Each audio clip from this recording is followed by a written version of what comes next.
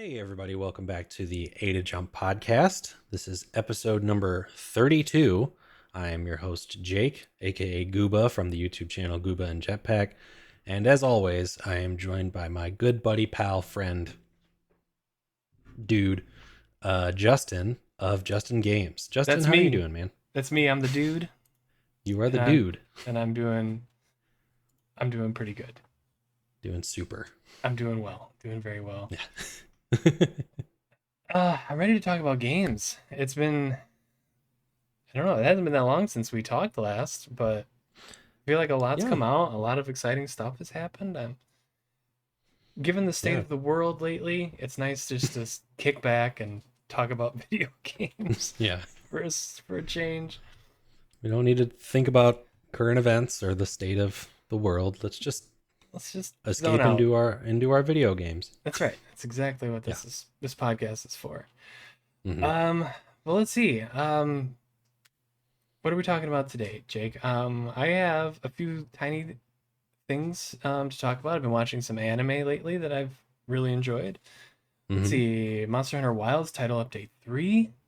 Boy, has that been a doozy. Hmm. I've played a little bit more Final Fantasy 14. Jake's been playing Ghost of Yotei, which I'm very excited to Hmm. hear about. There's a new Witcher book. It came out There last is. week. I have read it, and I'm going to give my spoiler-free, honest review on that. There's a Nintendo Direct. There's a State of Play. There's a lot to talk about, Jake, so I'm excited. Yes, So without further absolutely. ado, let's dive right in. Um, so I can't really know what prompted me to start watching anime again. I wouldn't call Hmm. myself an anime noob. I watched Dragon Ball and Dragon Ball Z a lot when I was younger. I've I've dabbled in like Attack on Titan and oh no, what was the name? Fate Stay Night. I really like Hmm. both of those. I haven't finished Attack on Titan, which I still need to do. Um, but for I'm whatever in the same boat. reason, oh, you watched that? Oh, interesting. Uh, Season like 1 and 2, I think. Okay, I think that's as far as I've gotten as well. Hmm. But definitely need to finish that because that's good. That's good shit. Hmm. But for whatever reason, my wife and I got into anime at the exact same time, and we were getting like recommendations on TikTok and stuff, and she's into like the romance storylines and stuff, which I'm not Hmm. above. I don't mind a good romance story. So she found um, an anime called The Apothecary Diaries. Have you heard of it? I have not.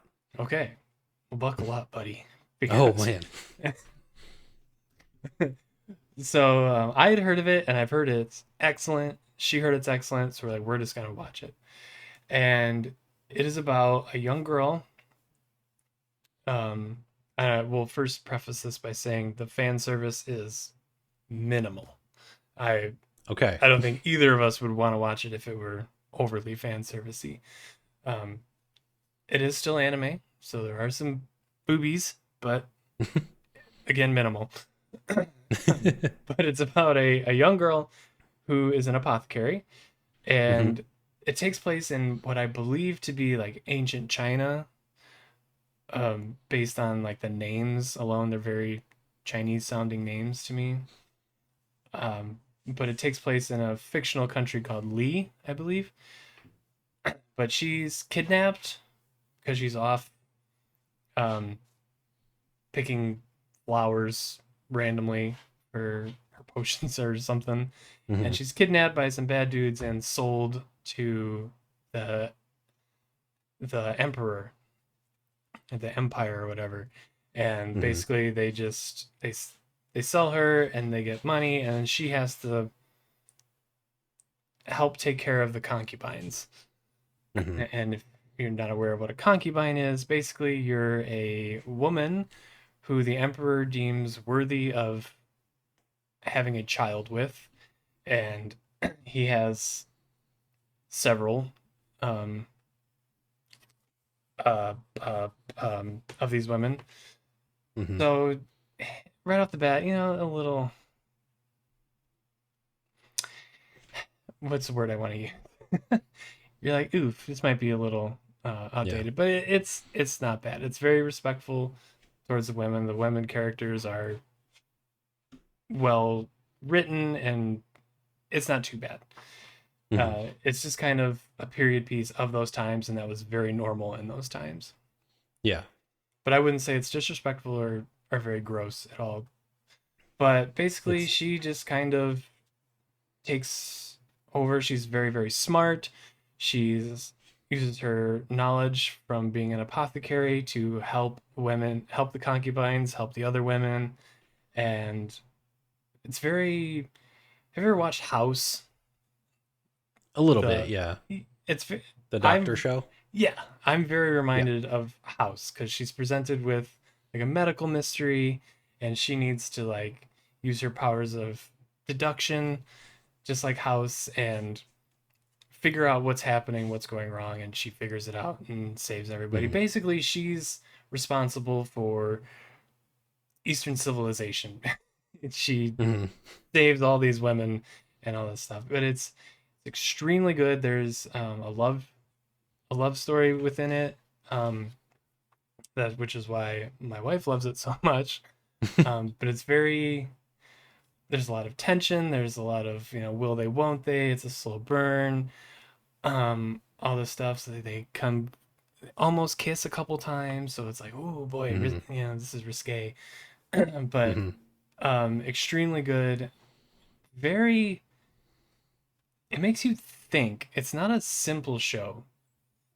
Several times I had to like pause it and ask my wife, okay, what just happened? What did they just Hmm. say?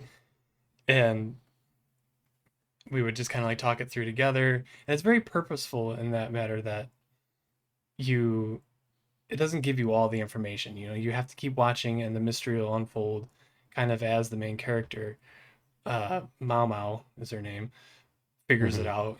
The audience figures it out. But it's very good. I would highly recommend, even if you're not a big anime fan. I'd say the anime tropes in it are cute and funny and not extremely distracting, like something like Demon Slayer is to me, where Hmm.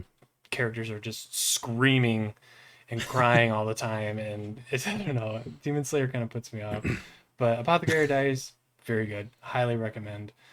Hmm. Um, Another one I've been watching is called Sakamoto Days.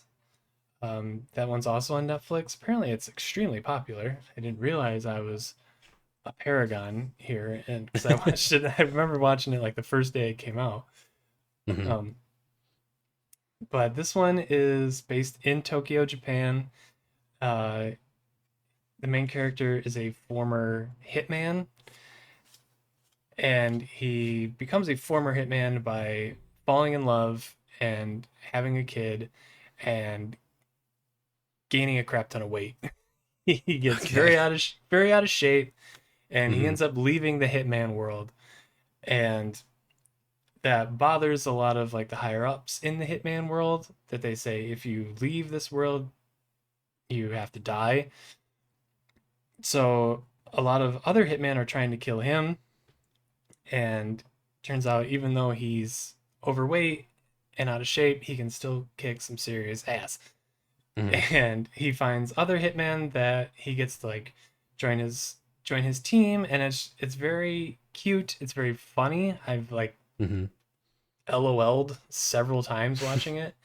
So Hmm. it's very funny. It's very found family, which if you're into that kind of thing, which I definitely am, Hmm. it's very actiony, but not over the top. I'd say it's a lot of people beating each other up. And I don't know. I just love the characters so much, and they're all just cute with each other. They're all friends and stuff Hmm. like that. So I enjoy both of those series a lot, and I'm thinking I'm gonna struggle to find anything that's as good as both of them, honestly. But Yeah. yeah, they're both. I highly recommend both. Even if, like I said, even if you're not super into anime, I think both of these shows are good like gateways. They're not too over the top with Hmm. either the fan service in Sakamoto Days is again minimal. I don't I think it's even less than Apothecary Diaries. Hmm. So yeah, those are my two anime recommendations. Okay. Yeah, I'm not the biggest anime person. I definitely have watched uh my fair share of anime. Hmm. Like obviously grew up on Dragon Ball and things like Yeah. that. In like my kind of like college days, a lot of my roommates were into anime, so then that's when I watched ones like Attack on Titan. What's the other one that I can't think of? Full Metal Alchemist. Okay, Um, I've heard that's very good too.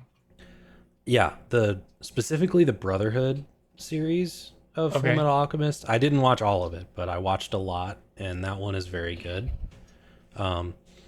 But I can definitely kind of see where you're coming from with certain animes where it's like, you know, sometimes I just need a break from like the constant intensity and screaming and Yeah. like everything is at 100% the entire time. I'm like, can we dial it back a little bit? Um, and I actually had a little bit of a uh, actually watched a little bit of anime over this past weekend. Hmm. So Jetpack,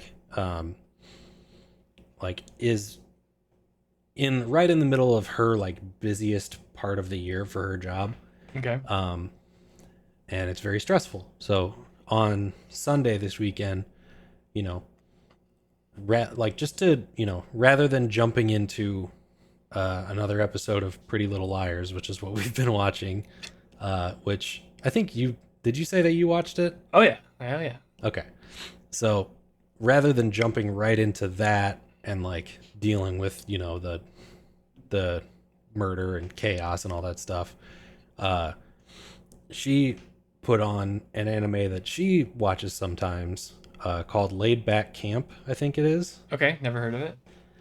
And it's basically like there's an entire genre of animes where like nothing really happens, but Okay. it's entirely about like the vibe and the aesthetic. Like Oh, that sounds so awesome, basically, actually. so basically the story of this, and I if there's any huge fans of the show, I'm sorry, I'm not trying to butcher it.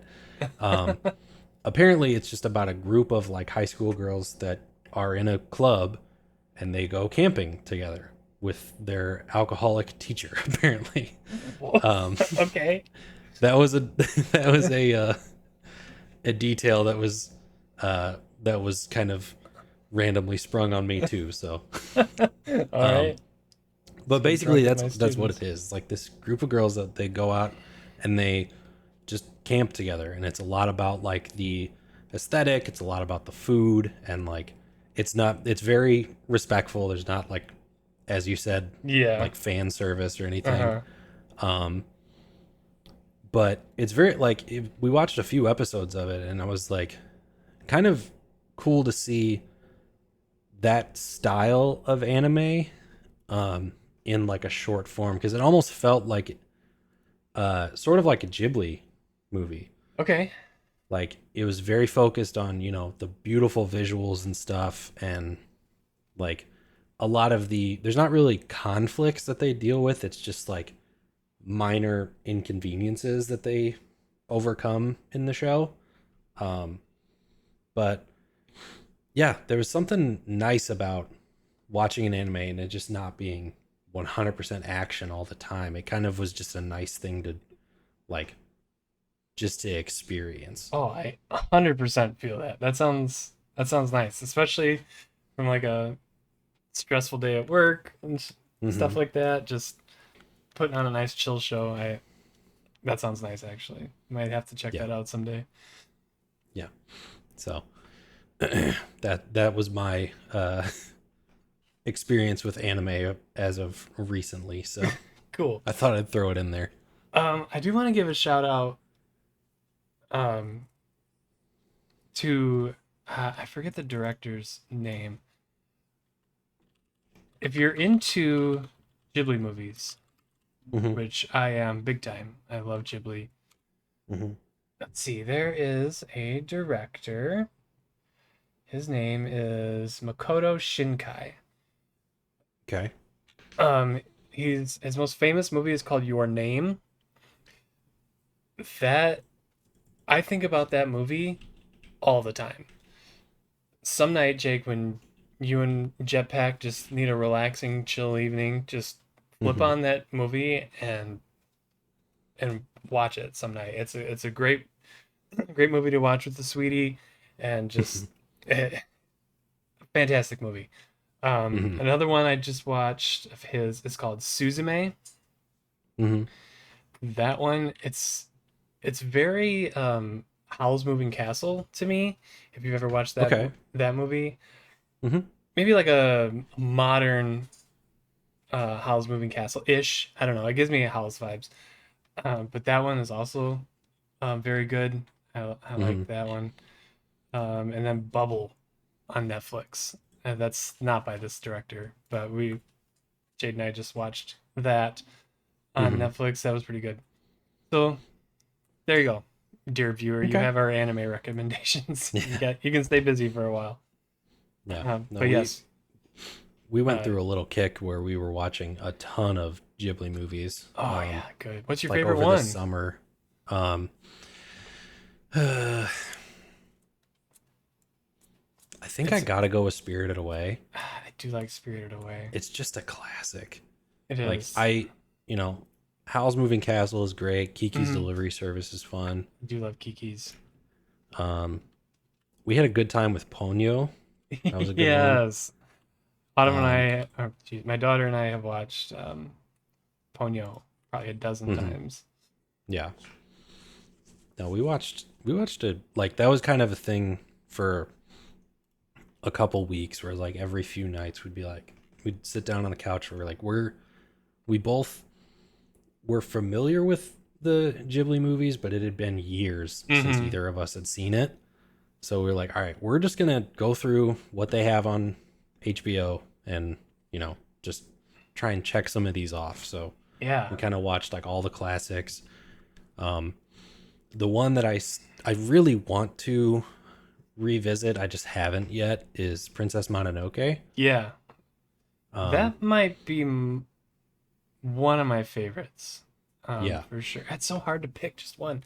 Did you happen to watch Castle in the Sky? yeah, that was Okay. the first one, wasn't it? Yeah, I think that was his very first one. Mm-hmm. That that movie blew me away too. That one was very good. Yeah, we did just recently watch. Well, not recently, like maybe a month or two ago, rewatch or I can't use my words today. We watched for the first time There it uh, is. Miyazaki's most recent movie, The Boy and the Heron. Yep. What That one was pretty good. I don't think it was my favorite, I but agree. It I guess with a lot of his movies I'm left scratching my head. Be like what happened? like where'd you come up with that? Yeah. Are you okay? But that's good. That's what's great about these. Hmm. Um Porco Rosso. Did you watch Porco that one? Rosso. Yeah, No. the flying pig. Oh. That one surprisingly very good. Um he is a pig and he flies a plane, Okay. but uh very good, well worth the watch. Hmm. Um Oh, My Neighbor Totoro. yeah, How did I forget that? Totoro might be my favorite. Yeah, that's got to be up there for sure. Mhm. Let's see. I'm trying to see if there's any other like sleepers. I'm not through all of them. I haven't seen like the newer ones besides The Hmm. Boy and the Heron. Yeah, we went through sort of just the classics. Yeah, So yeah. like all the ones that I mentioned, Mm-hmm. Boy and the Heron was a more recent one that we watched. Yeah, his most recent. I believe I've seen The Cat Returns, but I Mm-hmm. don't remember it. I think that's a sequel Okay. to. I don't know. I could be wrong. I think Whisper of the Heart has the cat in it too. I can't remember. Okay. It's been a while. The Secret World of Arietti, also very good. They're all on HBO, so Yeah. except Grave of the Fireflies. I don't know if you've seen Grave of the Fireflies. If I have, it's been probably like decades. So, so Because it. this one's hard to find, Hmm. um, because I think it is quite sad. Uh, it's about, I would say it's Japan's perspective of the nuclear bombs that the United States dropped. Okay. It follows uh, a young boy and his younger sister as they try to deal with the outcomes of those. Hmm. That's a sad one. Um, don't watch that after a stressful day of Yeah. accounting and you just need something Hmm. to relax with. Hmm. Be Yeah. prepared to cry with that one, Jake. I'm always down for a good cry. I am But too, honestly. You got to be in the right mood for it, though. hmm. But okay, we talked about anime forever, and we probably could keep going. Do you want to get into Ghost of Yotei, Jake? Yeah, I believe I will. Let's hear it. So Ghost of Yotei at time of recording came out like 3, 4 days ago. Hmm. Um, I have only really sat down and played it once since then. A lot of my free time has been going to a video that I'm working on that should hopefully be out soon. But I probably put about 3-ish hours into Ghost of Yotei so far, Okay. and I'm gonna say something that's pretty similar to what a lot of people are saying. It's Ghost of Tsushima, but better and Yeah. more. Yeah. Um, very like the mechanics of everything are very similar, Okay.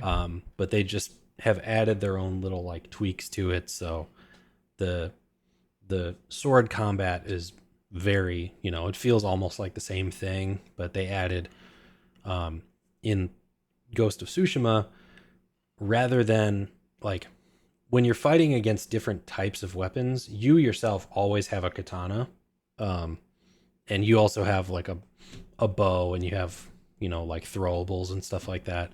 But your main weapon is always the katana, um, and you have different stances that you can use based on the different enemies that you're going up against. In Yotei, you now have different weapons to go against whatever weapon the enemy has. So if you're fighting someone with a sword, you just have your single katana and that's what you focus on. If you're fighting someone with a staff, or like a spear, you go dual katanas. So you pull out both swords. Okay. Um, Cool. and that's super fun. I like that a lot. Like it's just very cool. Like I can't even tell what's going on the screen most of the time, but it's Hmm. just you're just hacking and slashing and going It's crazy, and it's a lot it's of fun. bloody. Yeah. Um, and I like the way that they introduced it. It's not just like they hand you a second sword and then you're automatically amazing at both of them. Like there's Hmm. kind of a training aspect of it where they implement it into the gameplay. Um, so I don't know if you know this, but one of the kind of like side objectives you can do in both games is uh, bamboo cutting. Okay. So you have to, the way the mechanic works is there's a bamboo stand and you have to hit a certain sequence of buttons very quickly. And if you do it uh, correctly and fast enough, you cut through those bamboo. And then if you do it with 3 buttons, it jumps it up to 5. You have to do those 5 in a row. And if you do that, it jumps it up to 7. Um, and that's a thing that's been since the beginning of the last game. What they added to it that I thought was cool is in the section where Atsu, the protagonist, is learning how to use her second katana with her non-dominant hand. She now is having to do bamboo cuts with her left arm. And the way that they do that for the player is they make all of the prompts on the left side of the controller. Cool. So you literally have like, and they make it tough. Like they put in the like L3, like the left stick, So you have to hit like Love that controller, by the top, way. like L1 left stick, and then one of the D-pad buttons, Cool, cool. like in quick succession. It is hard. Nice. Um, and I think that's all like built into the story as well. They know that you're going Yeah. to struggle with that. And I did. Like I couldn't complete it when it was using those buttons. So you fail, and in doing so, uh, Atsu fails, and then you get to see like her progress, like to getting stronger with her non-dominant hand. Um, and then meanwhile, there's like story aspects of it because the person that's training you knew your family, and like I won't get into spoilers or anything, but it's very cool. I like the way that they are like not just throwing new mechanics at you, they're kind of easing you into it with story elements that make it make sense that you just have these skills now. That is ouch. That is really cool. Mm-hmm. I watched a couple hours of a Let's Play last night. Mm-hmm. Um, and yeah, I saw them do the bamboo mini game, Mm-hmm. and they said it like it's not super easy. You have to do it Yeah. fast. Yeah, So it's quick. to even add to add, what would be difficult for the character for the add it as to the player to be difficult as well. It is such a cool game mechanic. Mm-hmm. You were saying, or you had sent me a screenshot of IGN's review for this, saying that they were tired of PlayStation making the same game over and over again. Oh man. So this is what I want to say. Having watched only the first 2 hours, okay, Mm-hmm. PlayStation makes third-person action games. Those are their most popular. You know, Mm-hmm. where they really stand out is their story, their setting, and their game mechanics. Yeah. I think they're the best at coming up with just some really cool mechanics, like that little mini game, or Mm-hmm. how she's writing the names of the Yotei 6 on like a piece of fabric or whatever, and you're writing it on the touchpad with her. Like, Yeah. that is just cool. Is it innovative? Is it groundbreaking? No. But it's cool. It's something neat for the player to do. And I Yeah. just think that's where Sony really shines. And every game I think is different in that way because you said it's Ghost of Tsushima but better. Same way Horizon Forbidden West is Horizon Zero Dawn but better. You know, Mm-hmm. it's just Sony does well at making these good player experiences. Maybe not necessarily groundbreaking, genre-defying games, but Mm-hmm. just making really fun games. They're the best at that. Yeah. Like I need to rant about that Go article ahead. a little bit. That's why I So brought it up. I knew you had it something to was say. yeah, it was an IGN article, which fuck you, IGN. It's on site. Um, but it was basically saying that all Sony exclusives have been the same story over the last however many years, and they're all Hmm. about grief and loss, and like the main themes are always the same. And it just pissed me off beyond belief because you can definitely like there's if you're looking at everything as just so base level, then yes, a lot of the like more recent third person action games from Sony have been had a character dealing with some form of grief or loss or revenge. But that's just there's so much under the surface of that And you're that's just completely that's overlooking. media in general. It's Yeah. not just a Sony video game thing. Yeah. Like to say that, you know, a story like, Horizon or in comparison to The Last of Us or God of War are similar is just completely missing what those stories are about. Yeah, Because like they might exactly. all have some aspect of like grief and loss, sure. But that's compelling storytelling. There's Yeah. also a lot more going on with those characters than just this specific trauma that they went through. Yeah, if you want to Like, zoom out to the macro and be as absolutely broad as possible, sure, yes, they're third person action games about grief. mhm. But that could be said about a lot of video games. So, yeah, that's very I don't know. Knowing IGN, that might have been a little bit of a clickbaity thing just to Yeah, that felt like rage bait to me. yeah, exactly. So, I don't know. I wouldn't put too much stock into it, but Hmm. yes, I agree. Yeah, it was just a dumb thing to say. Yeah, there's I think it's probably a Neil Druckmann quote, which say what you will about Neil Druckmann, but he has like a thing that he said about when they were writing the Last of Us games is rather than simple characters, complex story, they go for simple story, complex characters. And I think that that's something that most of the Sony studios really excel at because like yeah, when you're looking at like the base story for Ghost of Yotei, um it's a revenge story. Like your family was killed by the Yotei 6 Hmm. who you are now hunting down one by one. Um but there's a lot more to Atsu, the main character, than just my family was killed.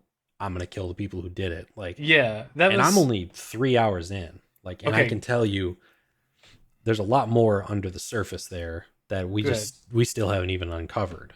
good, because the game wastes no time Yeah. diving into this revenge story. Hmm. It's not a slow build at all. So that Yeah. was my thing. Like, dang, I hope they have time to just dive into a little bit more rather than just Hmm. go kill these people. I hope the story. I know it would be, and I'm anxious to hear the full, like your full take on the story if we ever get to the end. Hmm. Just how much better the story can get because that was my main concern just within the first 2 hours. So Yeah. not a So big deal. I will say the story starts out, they waste no time. You jump right into You do. Atsu as a kid when her parents are killed in front of her. Um, and then you jump right to her as an adult already tracking down one of the Yotei 6. Hmm. Um, so I don't think that's a spoiler. That's very like I that's mean, within the first like 30 minutes. So oh, you've less than seen a that lot of it probably. already Yeah. from trailers. Yeah. Um, but as you progress, like that happens right when she comes back to Yotei or to Hmm. Ezo, um, where the island that she's from. Um, and as you explore the island, you're able to literally like trigger a flashback where you can't do it anytime. It has to be at a specific spot, but an icon will show up and you hold the touchpad and it'll like warp back to Atsu as a kid and you play That. through a section as her when she was like 10 and you learn about like one it teaches you like new mechanics that you're going to use in the main game, but Hmm. also it teaches you some backstory about like her family and the people that she grew up around and stuff and gives you context for what you're doing in the present day. That part So is very cool, and again, that goes back to Sony. That just makes cool player experiences. How seamless that transition is. You just hit the touchpad, and boom, the whole world around you changes. Atsu yeah, changes. It's just really cool how easily and well that functions. yeah. And I think I have to give some credit to Sucker Punch Studios because they were able to do that. And my understanding is that they didn't really like have a huge budget like some other Sony titles have. Like I think Really? they what I read, and I don't know how official this is, Sure. but their reports say that this cost about the same as Ghost of Tsushima made or was cost to make, which was about 60 million. Where games like that's a lot of money, obviously, Yeah. but games like The Last of Us and God of War and I'm sure countless others cost like over 100 to 200 million. Yeah, I was gonna say that big leak. I think like The Last of Us and Horizon cost like 250 or something like that. Yeah, just crazy amounts of money. And Sucker Punch was able to put out a modern game that looks crazy, it has great mechanics for the same price as the last game they put out in 2020 that at the time also had all of those things. Like, Yeah, which is strange to think about because Ghost of Tsushima was well received and I believe it sold very well. mm-hmm. It's strange to me that they would get such a tight budget, whereas other similar caliber games are getting a way higher budget. That's weird. I wonder why I'm wondering that would if do that. that was like if they were working on a limitation or if they themselves like tried to push like tried to not push their money too far. Like I'm because Ghost of Tsushima was very successful. I think they Hmm. probably Sony would have probably given them as much as they wanted to uh bring this up to PS5 standards, but I don't think they really had to. Like, I mean, from what I've seen, the visuals are fantastic. yeah, So I mean, they didn't. I don't know. I guess you'll have to see as you go through the game. Does it feel the same as a next generation Sony exclusive? You know, that's yeah. kind of I their mean, that's not their first one, but yeah. That's its own whole debate too. Like yeah, true. what even is a next generation game at this point? Like the jump from PS4 to PS5 is not really that big when you think Hmm. like when you really look at it. Yeah, But yeah, I think it looks great. I mean, Tsushima also looked pretty great. I think it looks better than that. So they definitely like they upgraded the things that matter, which is yeah. the gameplay. They made things more seamless. Hmm. And the visuals look as good as they should. Yeah. Like they're I don't think anyone outside of people who are really nitpicky are gonna complain about how it looks. Yeah. There were a couple like NPCs that I think looked really derpy. They just like had no texture to their face, but Hmm. that's not a big deal. Like, I don't Yeah, need my games to have high quality NPC faces. yeah. The NP like that's such a non-issue for me. Yeah, for Like real. that as long as the cinematic like cutscenes and stuff look good, which they And do, they do. So, and they pay attention to the like character models that matter in those scenes. Like I don't care if I'm out in the world and talking to an NPC and their mouth doesn't move exactly the way that the words do. It's like that's not necessary.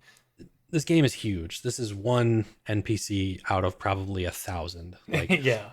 it's But not a big deal. I will say another place where Sony shines is its um, like motion capture, and Oh yeah. it's incredible how well all that works for them. So Hmm. yeah, it looks good. This is 100% a Justin game, but Justin's just a little too backlogged right now. So I get um, that. I look forward to you playing more and hearing all about it. It looks like a lot of fun. I might cat a wild cat appears. Um, I might watch a little bit more of the Let's Play I was watching to Hmm. maybe keep up with you. That'll be. I'm excited to hear more about it. Yeah, I definitely am going to be putting a lot more time into that one uh, coming up pretty soon. But what I've done so far, I've enjoyed it. I've seen some people on Reddit have already gotten the platinum, so Yeah, hurry it up. I'm I'm never going to be the first platinum guy. I will get it. That's, Yeah, I'm sure you you know, will. when a, one of the first things I did after I started was I just looked up, is there any missable trophies? Yeah, yeah. Cuz I do the same like, thing. and I was like an hour in when I did that, but I once I saw like, nope, okay, close it, keep Good to go. going. Yep. I don't want to I don't want to look at a guide again until I've rolled credits and I now just have to clean up like, you know, collectibles or whatever. Hmm. Like I want to experience it from start to finish the way that it is meant to be experienced. Exactly. And then It's I'll go back and do all the trophy stuff. yep. I mean, we said it earlier. These Sony Mm, games, these PlayStation exclusive games, are an experience. yeah. That's what they're built as, in my opinion. Hmm. So Yeah. doing it that way is the definitely right way to do it. Hmm. Yeah. Okay, are you? Can I talk about Monster Hunter now? By all means. Hell yeah. Okay, so Monster Hunter Wilds Title Update 3 um, brought the Final Fantasy 14 collaboration, which introduces a new monster called Omega Planetes, I think. I'm not sure how to pronounce Okay. it. People just call him Omega. But he's a villain from Final Fantasy 14, which I have not gotten far enough Okay. to encounter in 14. Hmm. But in Monster Hunter Wilds, I wasn't exactly sure what to expect because I remember in Monster Hunter World, the Final Fantasy 14 collab was known as one of the hardest fights in the game. Hmm. So I was a little worried that this would also be one of the hardest fights in Monster Hunter Wilds, and it is. Hmm. It definitely is. Oh yeah. It is insane. I don't know if you've been seeing stuff around online at all. Um, I thought I was a little crazy. I don't think I'm the best at Monster Hunter, but I'm no slouch. I can handle Hmm. myself. But this thing kicked my butt. Kicked my butt. Hmm. There's two versions of it. You have like a little story bit where there's there's a rift in time space and looks like an alien came through, and you have to fight an Ursula, which is like a spider monster in the base game, but this one is like glitchy and has weird powers that a normal Ursula doesn't. So um, you defeat that, and that leads you to the big Omega uh, robot monster alien thing, Hmm. and then you fight that. I'm like, oh man, this isn't too bad. It's just an Ursula, whatever. But no, this thing is super fast. It attacks constantly. It's difficult to even like, in order to hit it, you have to have it sit still. And Hmm.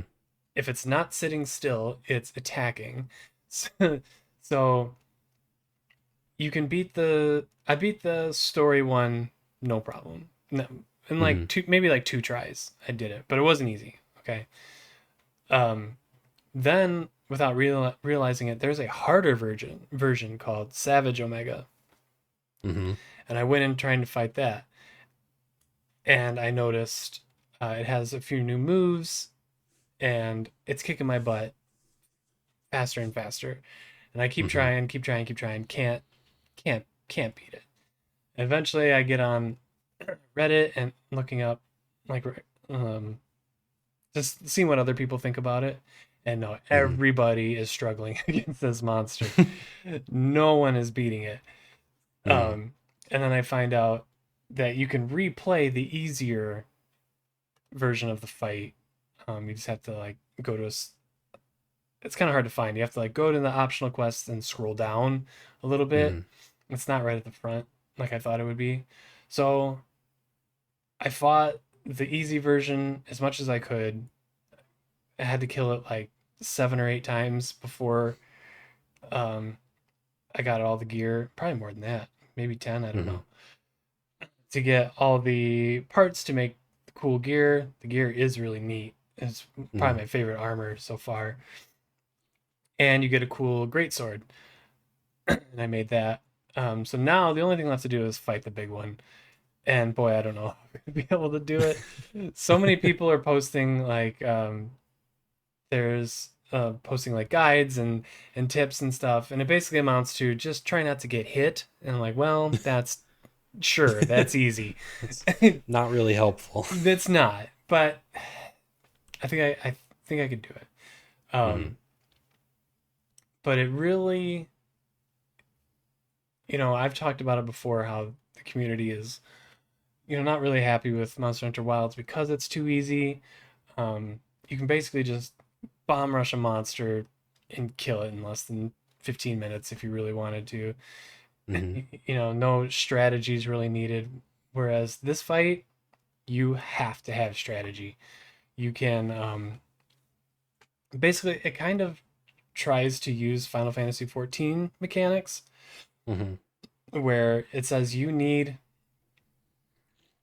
need someone to stand at the monster's face and tank, which is in Final Fantasy 14. In every dungeon or whatever, you have one tank, one healer, and two DPS players. Mm-hmm.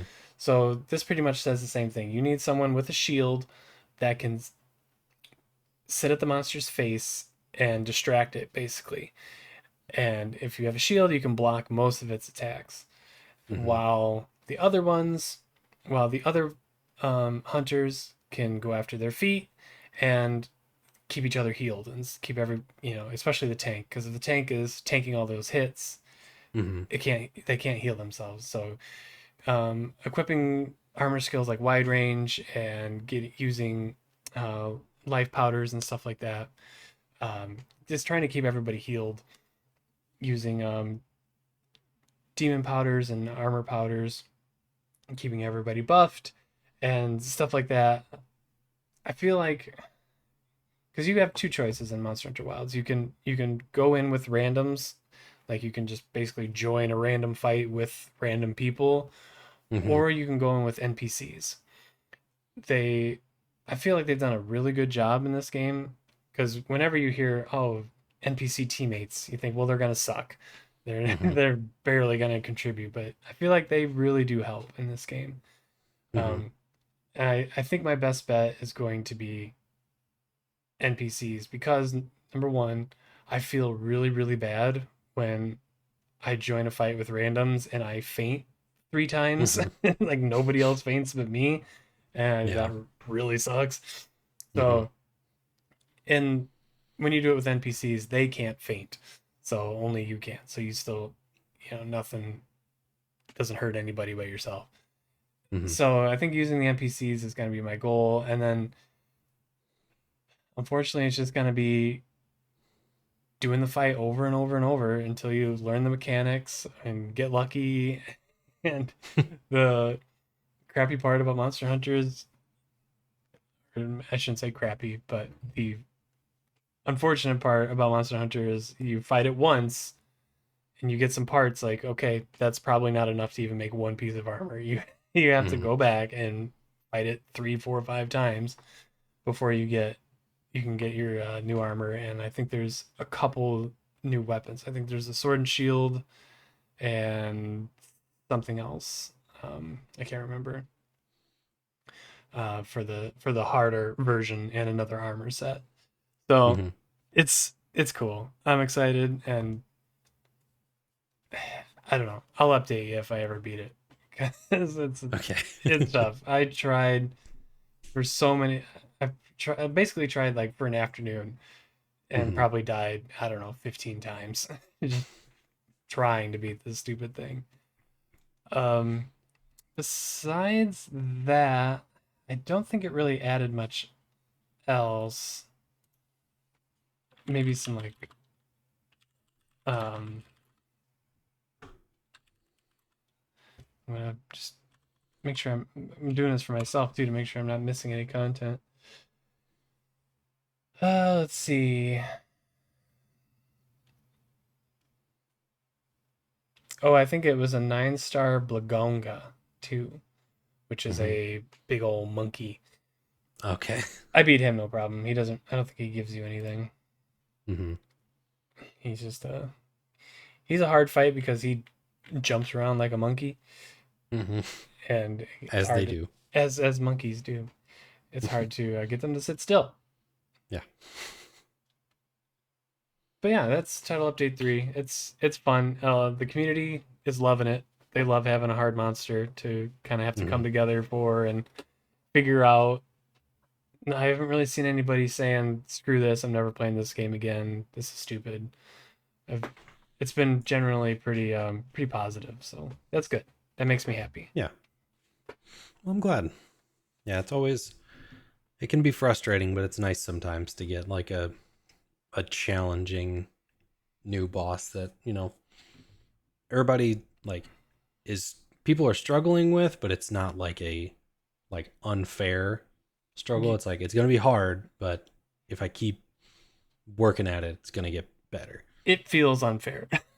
Okay. It feels borderline unfair, but Hmm. it's not. It's obviously doable. Some people are speedrunners are beating him in like 9 minutes. So, Hmm. if they can do it, it can be done. If they can do it in 9 minutes, you can do it in an hour. Well, you only have 35 minutes to do it. You can do it in 35 minutes. Yeah, there are some people that are like timing out, like they make it all the way to the final, like the fourth stage of the fight, Hmm. and they're timing out, and Hmm. that's really gotta suck, man.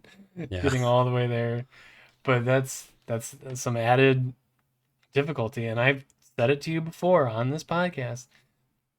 Capcom, the Monster Hunter team, they listen to community feedback and they hear you all saying that this game's too easy, game for babies, Hmm. this and that. I said, okay, here you go. Here's Omega. Here's Savage Omega. Good luck. Yep. Stop complaining to me. Hmm. Well, okay. You've been playing more of Skate.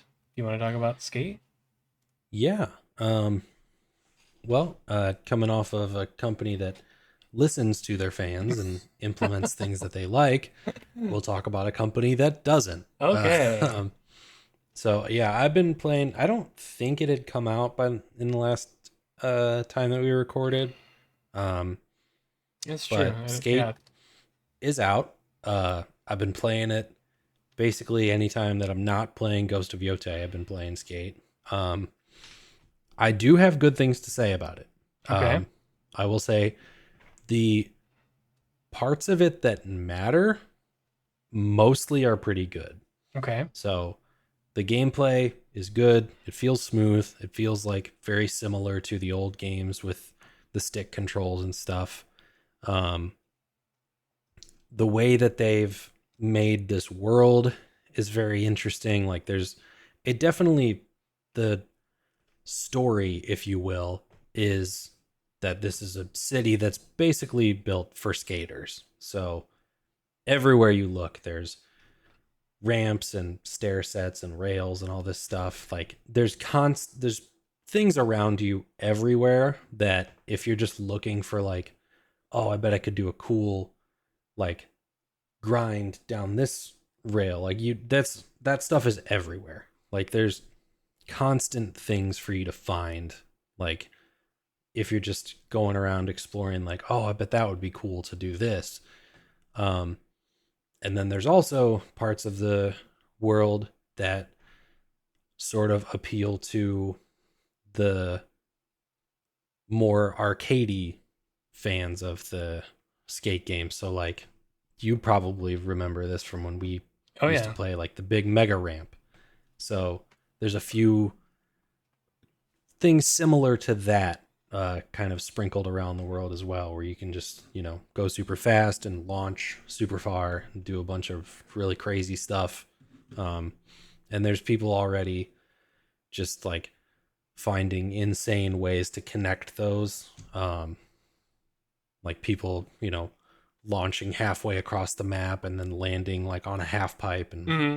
like it there's something for every type of skate player, which I think is good.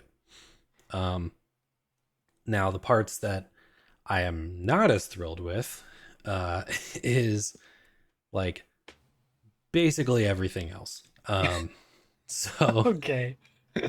uh I know I texted you the day that it came out that I was waiting in a queue to get into the game. I think Yeah, probably the longest I had to wait was like 30 minutes or something, and it has improved. that's still way too long.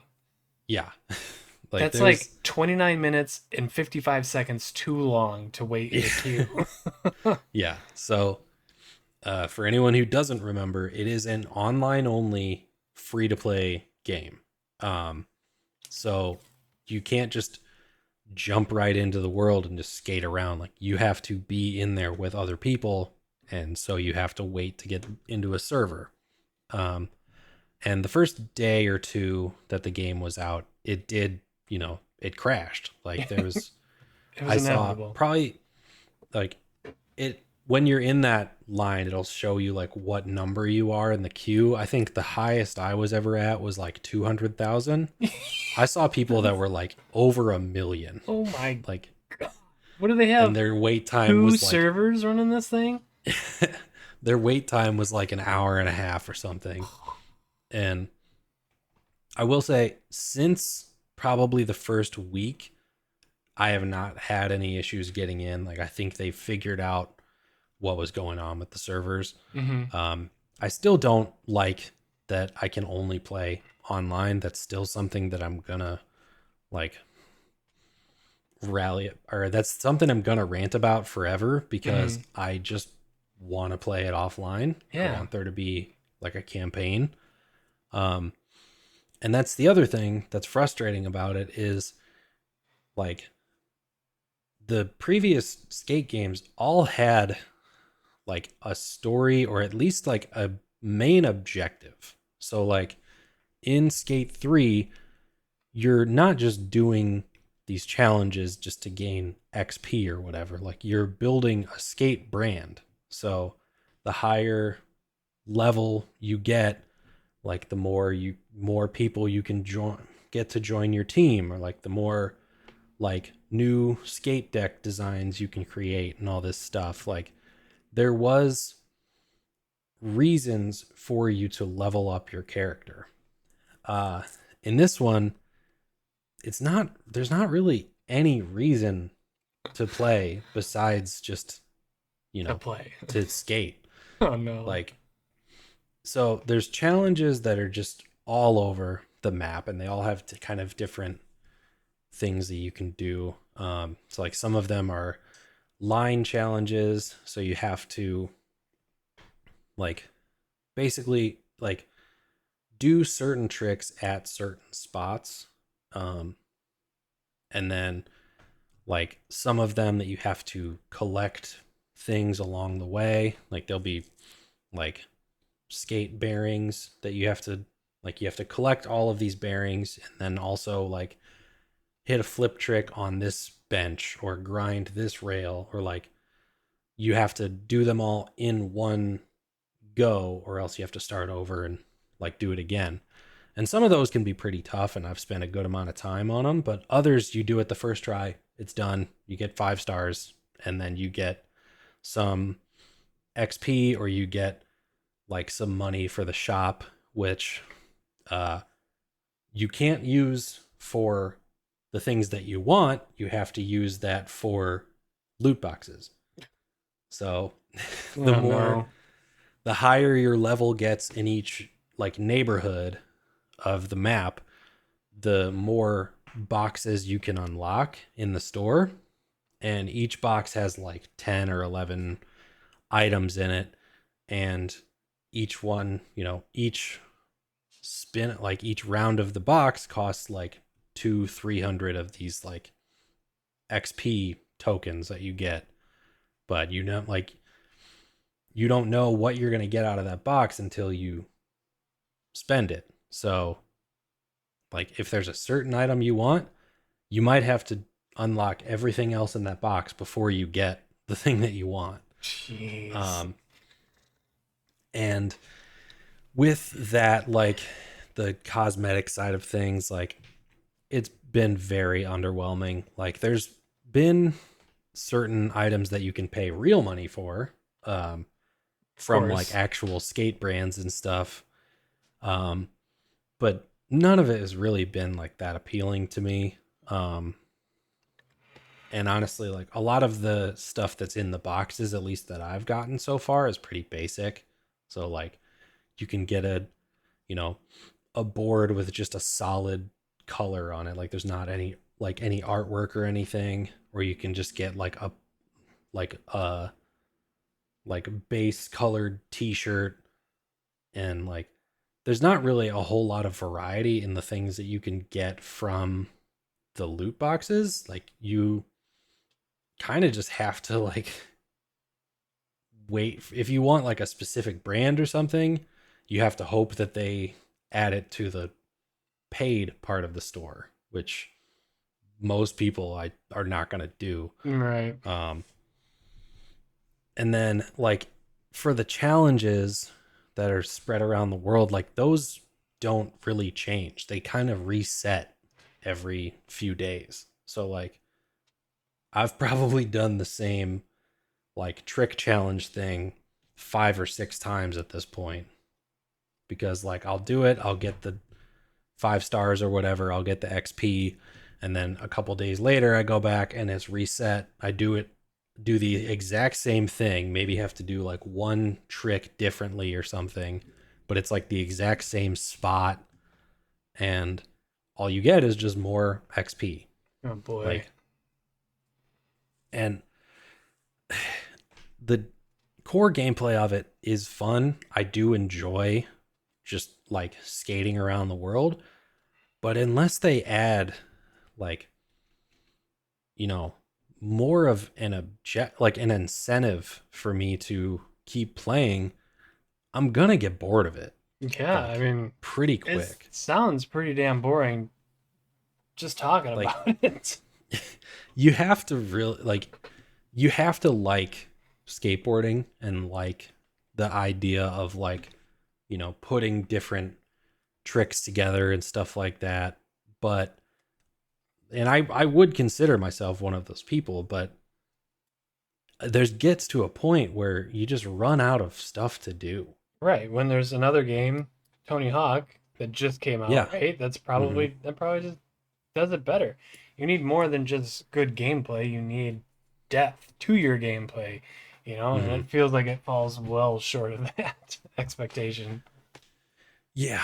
So with, on the topic of this, there is a free up, or there's a new, like, the first season, because of course it's an online Yeah, only of game. There's course. going to be seasons. The first season starts tomorrow at time of recording this, so it'll be out probably by the time you see this. But with that, I think they're adding some more cosmetic items and stuff. They're probably all going to be paid, or like Yeah, of maybe course. some new loot boxes. I don't know. There's going to be adding like some new tricks that you can't currently do that people want to be able to do. So that's cool. Okay. Um, and then they're adding, I don't know if they're adding new parts of the map or if they're like updating stuff that's currently there, but they're adding some new locations. Um, so I'm interested to see what they do with that, but like I can already tell it's going to be something where if I continue playing, it's going to be more of like all right, let's see what the new stuff is. Okay, cool. Now let's go do something else. Like Yeah. the way that they've set it up, it's not going to be a game that I really want to go back to for a long time. It's going to be one that I'm like, oh, I haven't messed around on skate in a while. Maybe I'll jump in for a little bit. Like it doesn't have lasting power right now. And I Right. think that's what's going to be its downfall. Yeah. Do you have like your finger on the pulse of the community, or do other people feel the same as you, or? I mean, yeah, kinda. Like, basically, my entire Instagram timeline right now is just skate videos. Um, but I think there's a lot of people that are enjoying their time with it, and there's player people who are better than me that like are the ones that can do these crazy tricks where they launch themselves across the map and then land like at a different spot. Like, I'm sure if you're good enough and you're creative enough, like you can make a lot out of just what they've given so far.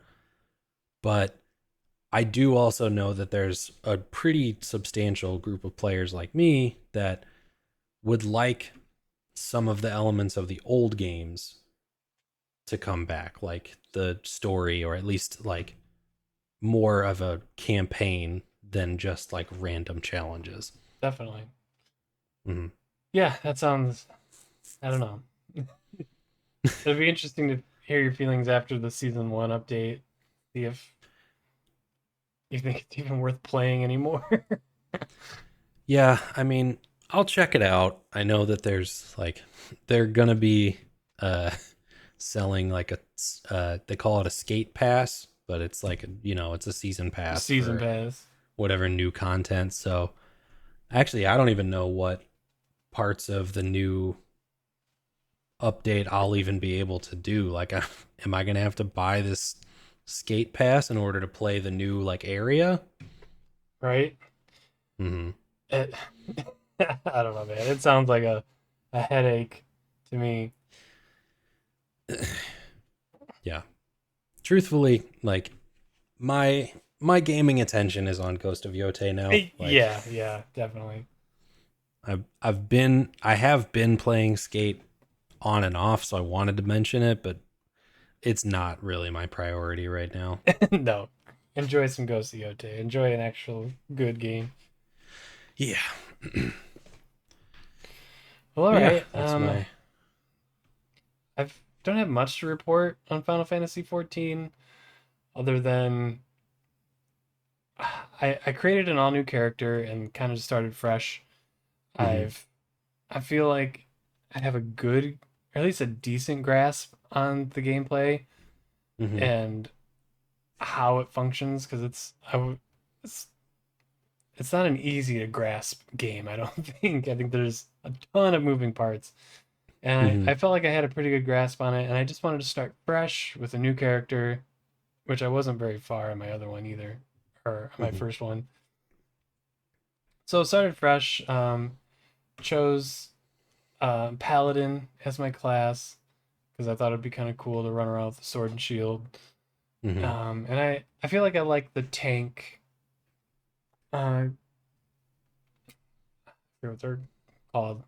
It's not a class, but whatever. I like the tank gameplay loop a little bit more than like the DPS or the hmm healer. So I chose that. Just kind of going through. It's such a relaxing game in my opinion. Yeah. There's the combat isn't too overbearing. It's early game, so it's simple. I understand it probably gets much harder, hmm but yeah, it's just kind of fun just to run around and talk to people and do some combat here and there, level up, do your hunting logs. It's a very checklisty game, and I love a good checklisty game. So hmm yeah, I'm looking forward to just diving in and playing that. It's that's what I want to play. I'm really struggling between playing Monster Hunter and Final Fantasy 14 right now. hmm So it's tough for me to pick which one I want to play, but yeah, not much to report on FF14. Okay. Um, Yeah, I think it's good to have like, you know, especially if you're getting frustrated with the yes. new boss on Monster Hunter. It's good to have another game that you can kind of just like casually go and play Hmm. to take a break from the other one. Definitely. Yeah, it's that's kind of how what I was doing it last week or yeah, last week. Just once I was, I was like, I was getting upset, and I know when I get upset playing video games, I gotta take a break. so so I went back to Final Fantasy 14 for a bit and created my new character and all that. So Yeah. stick around for my Final Fantasy 14 experience. I'll probably be Yeah. playing that for a while. It's a lot of fun. Good. Well, all right. I want to dive into this Witcher book, Jake. Okay. But first, I'm not sure if you or get down, cat, the viewer can tell, but my chair has shrunk. There we go. I've done that a couple times now. Um, okay. You do look taller. Yes, I'm taller now. Um, The Witcher Crossroads of Ravens. Just came Mhm. out last week in English. It's been out in Poland or maybe other languages, I don't know, for a while, like over a year, I think. Mhm. Um, I didn't like it. Really? No. If it weren't Witcher, I think I would have really disliked it. But it is it it is a Witcher book, obviously. Um, so it takes place way in the past, way before the novels. This is technically first in the timeline, I guess. Mhm. When Geralt is just a young Witcher, he's fresh out of Kaer Morhen, brand new Witcher, and they've. I think he mentions in the book and in the early books, so maybe you even recognize this, but he definitely tells a story in the show where he tells I forget who he tells, but he tells a story of when he's a young Witcher and he comes across a traveling like merchant and the merchant's daughter, and there's these soldiers or somebody that are going to attack this merchant and his daughter and are going to assault the daughter, Mhm. but Geralt steps in and stops them. Um, and then the merchant and the daughter are not grateful at all. They just run away, which I think is supposed to play into how much Geralt thinks he himself is a monster or whatever. Um, Mhm. this story pretty much picks up. This book picks up from that story. Um, Mhm. it tells the story of Geralt finding that merchant and their daughter. But what he kind of leaves out is he literally hacks the soldiers to pieces. He is ruthless with it. So Mhm. he gets in trouble with that, and the whole book kind of just it doesn't really follow a concise story. I don't think. You Mhm. do meet some new characters, including an older Witcher named Preston Holt. You meet some new sorceresses. The stories themselves are kind of interesting, but they're bite size and Mhm. they almost kind of read like a short stories that are trying to follow a timeline. And I think it just kind of falls flat. Um, it does touch on some fun Witcher stuff. Like you learn about you in like the novels, and I think in the game you learn about the massacre of Kaer Morhen, why there's so few Witchers now. That Mhm. sorcerers and like citizens attack the Witcher stronghold because they think they're just crazy mutants that don't deserve to live and stuff like that. Um, Mhm. you learn about the origins of that, how it started, why it started.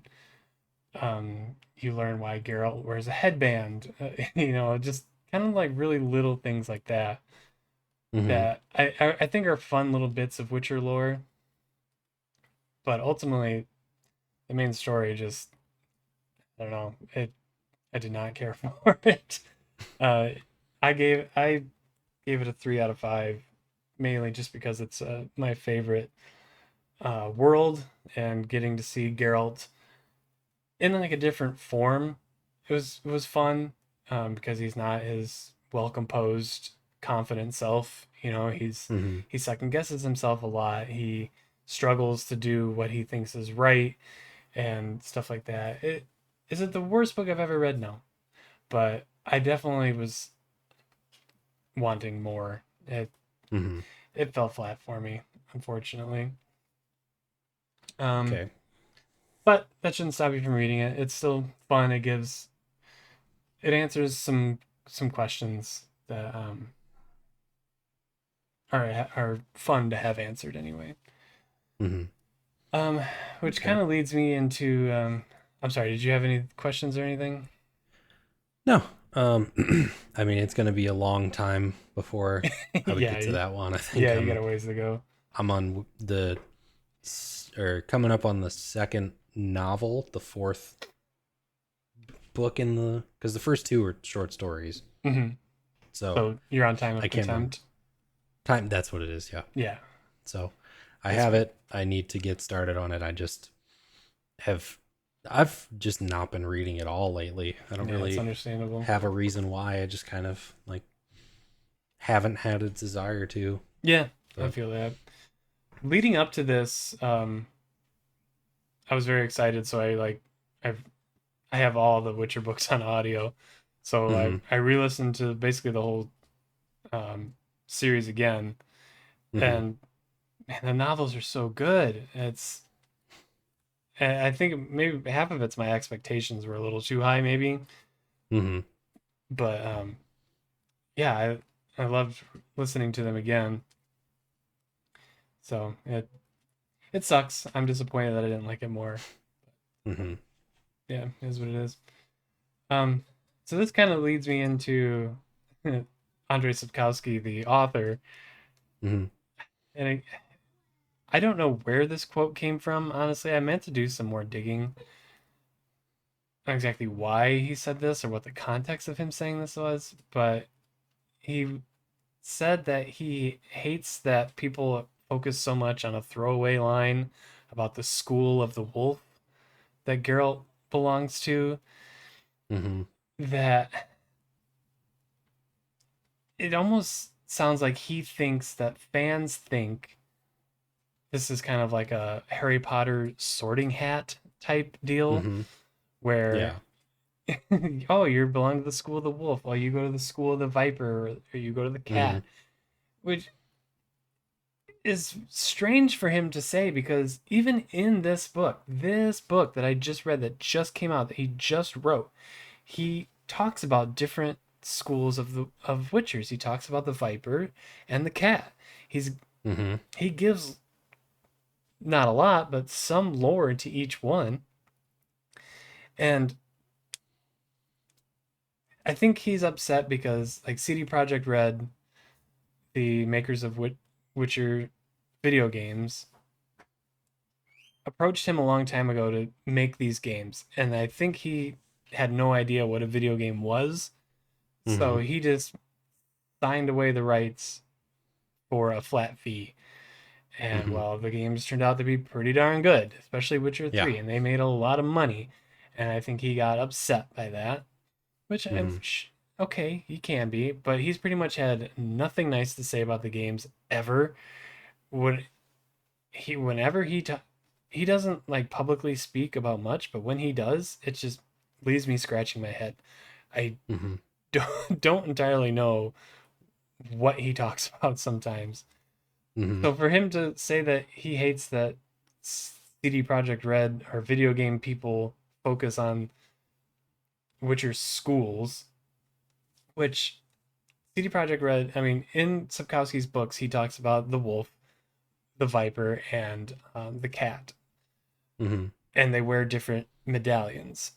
Yeah. Um, so, but CD Projekt Red gave a few more. They did School of the Griffin, Manticore, and now this new Witcher 4 is going to focus on the Lynx. So maybe necessarily calling them schools is incorrect. They're not schools. They're nobody. I don't know. Whatever. But It's just, More come like on. maybe like a guild. Yeah, like a guild. Mm-hmm. I like that term much more. Mm-hmm. So I don't know. I don't know what his problem is. Maybe just chill. He just gives the grumpy old guy, and he is old. He's got to be 80s or something. Mm-hmm. So I don't know. Be quiet. and and this is what happens when you don't write stories for you don't write books for 5, 10 years, and other people have to do it. They kind of fill in their lore as they go, and fans come up with their own headcanon. Because I don't think any fans ever at any point thought that these schools were some sort of sorting Yeah. hat Harry Potter thing. To me, it was always like I pictured it as like a geographical thing, like the um school of the Caremore Hen, the one that Geralt belongs to, is in one corner. The Viper I think is like way south, and then Mm-hmm. the cat is somewhere over here. They're just like geographical places that Yeah. adopt their own animal. I Yeah. don't think it. I don't. I think that's all it is. That's all it's meant to anybody, honestly. So where he got this idea, I have no idea. It's left me scratching my head, as it usually does when he speaks publicly. Yeah. And like, granted, I don't know as much as you do about the story, but I don't think that it like I don't think there's a way that fans could interpret like there being different schools or guilds or whatever you want to call it as being like a Hogwarts style like a sports team that they just like Yeah. have allegiance for. It's like there's no they go through a lot of shit to become witchers, Yeah. and like there's not very many of them, and it's a very brutal system. Like to to look at it as being like them just being like a fan of a certain like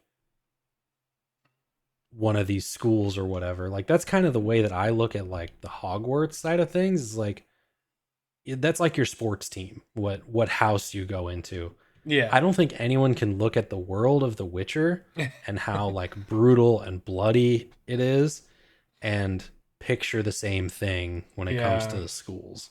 There's Like yeah. There's Harry Potter has like an undertone of joy and happiness.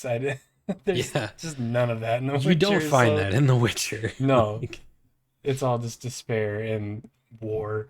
So mm-hmm. yeah, I mean, he even goes so far to say that he wants to like delete that part of the because I think it's in the first book where he mentions the school of the wolf, Mm-hmm. and he goes so far to say that he wants to delete that from print. That line, that one throwaway line, I think he calls it. It's like, sir, nobody. I don't know where you're getting this. Nobody Mm-hmm. thinks this. Yeah. People love your stories, and you just people love the games too, and you just kind of trash on them.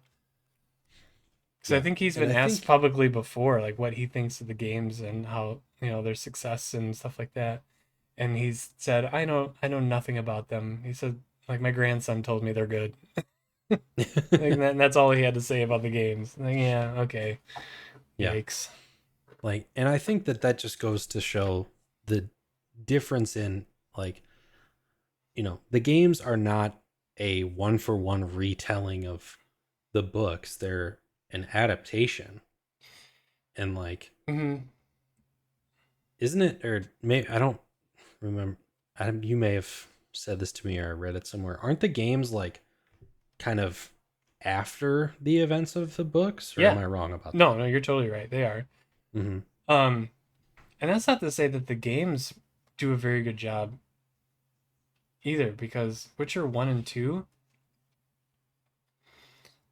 there's no mention until the very end of The Witcher 2 of Yennefer at all. They Really? don't talk about her at all until the very end.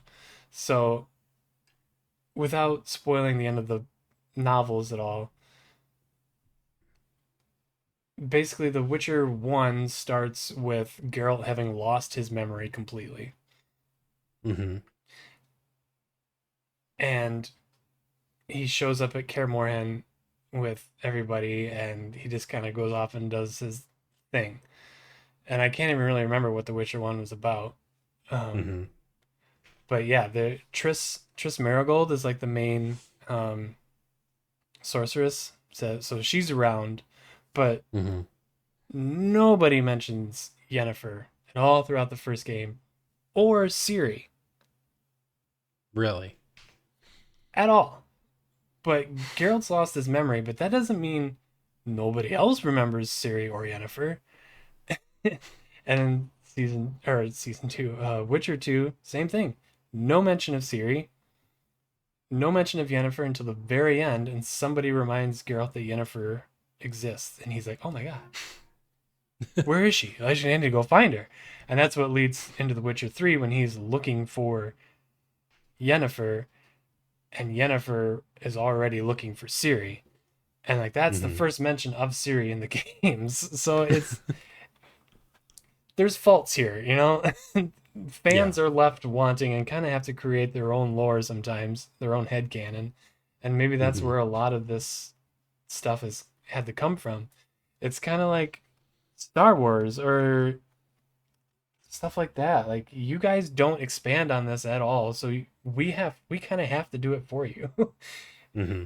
You know, because we love this story, but you don't put anything into it or enough into it, so we have to do it ourselves. Yeah. So that's always an annoying part of fandom, in my opinion. But yeah. Mm-hmm.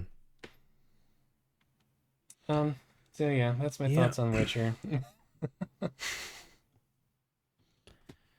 Yeah. That's a little disappointing to hear like the creator of the original series has such a negative view of the games, or like, and maybe not negative all the time, but like an apathetic view. Like he just Yeah. doesn't really care, Yeah. Exactly. when that's a lot of people's introduction into the series. Like they might I was never have found the books without the games. same. I think outside of Poland and maybe Europe, I Mm-hmm. think the book's success is mostly owed to the success of the games. Mm-hmm. Um. Yeah. I never would have read the books without the games or Witcher Mm-hmm. 3 at all. Honestly, my story with Witcher 3 is I stumbled across the music, like a 1 hour ambience of Witcher music on YouTube, Yeah. and I really liked the music. Man, I should play this game.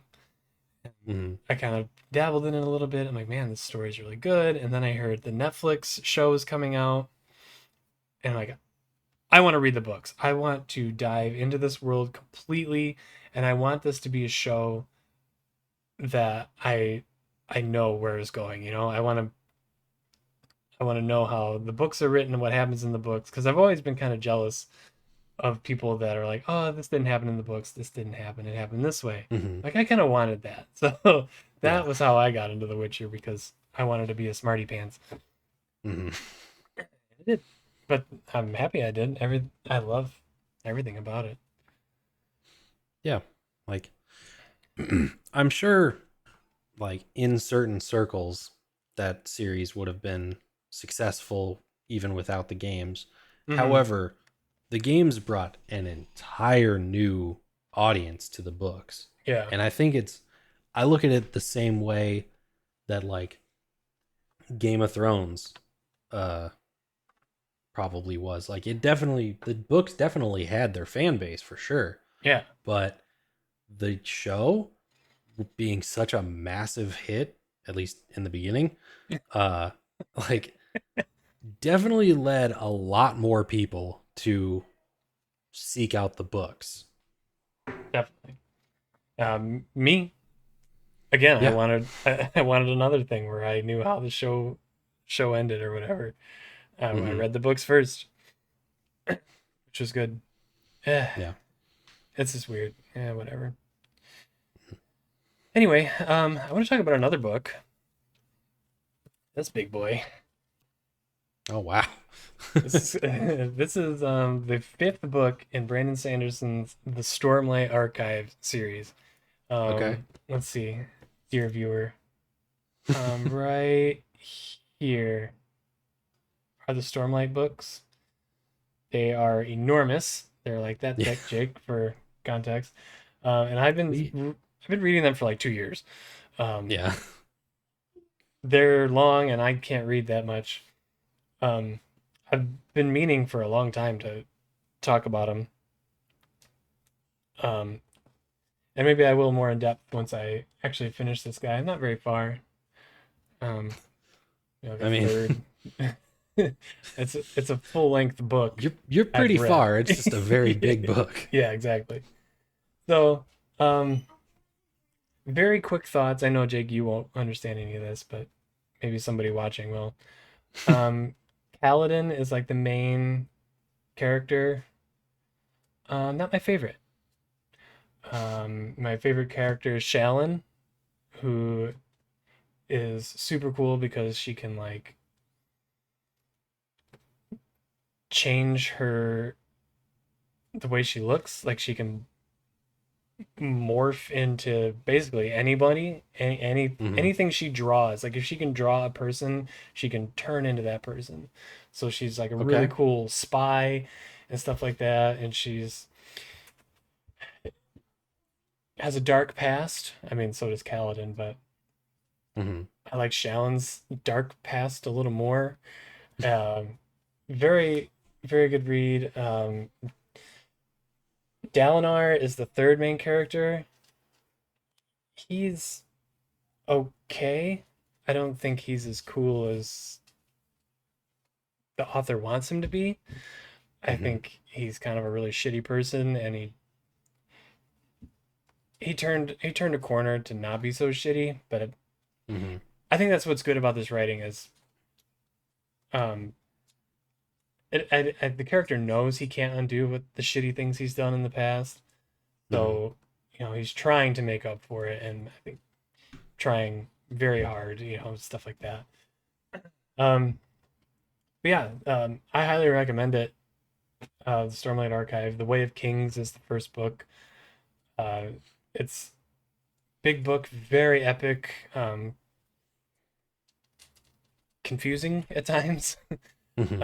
I get confused easily, I guess, but a lot of fun. If you want a good introduction into Brandon Sanderson's writing style and his world building and stuff like that, I recommend a book called Yumi and the Nightmare Prince.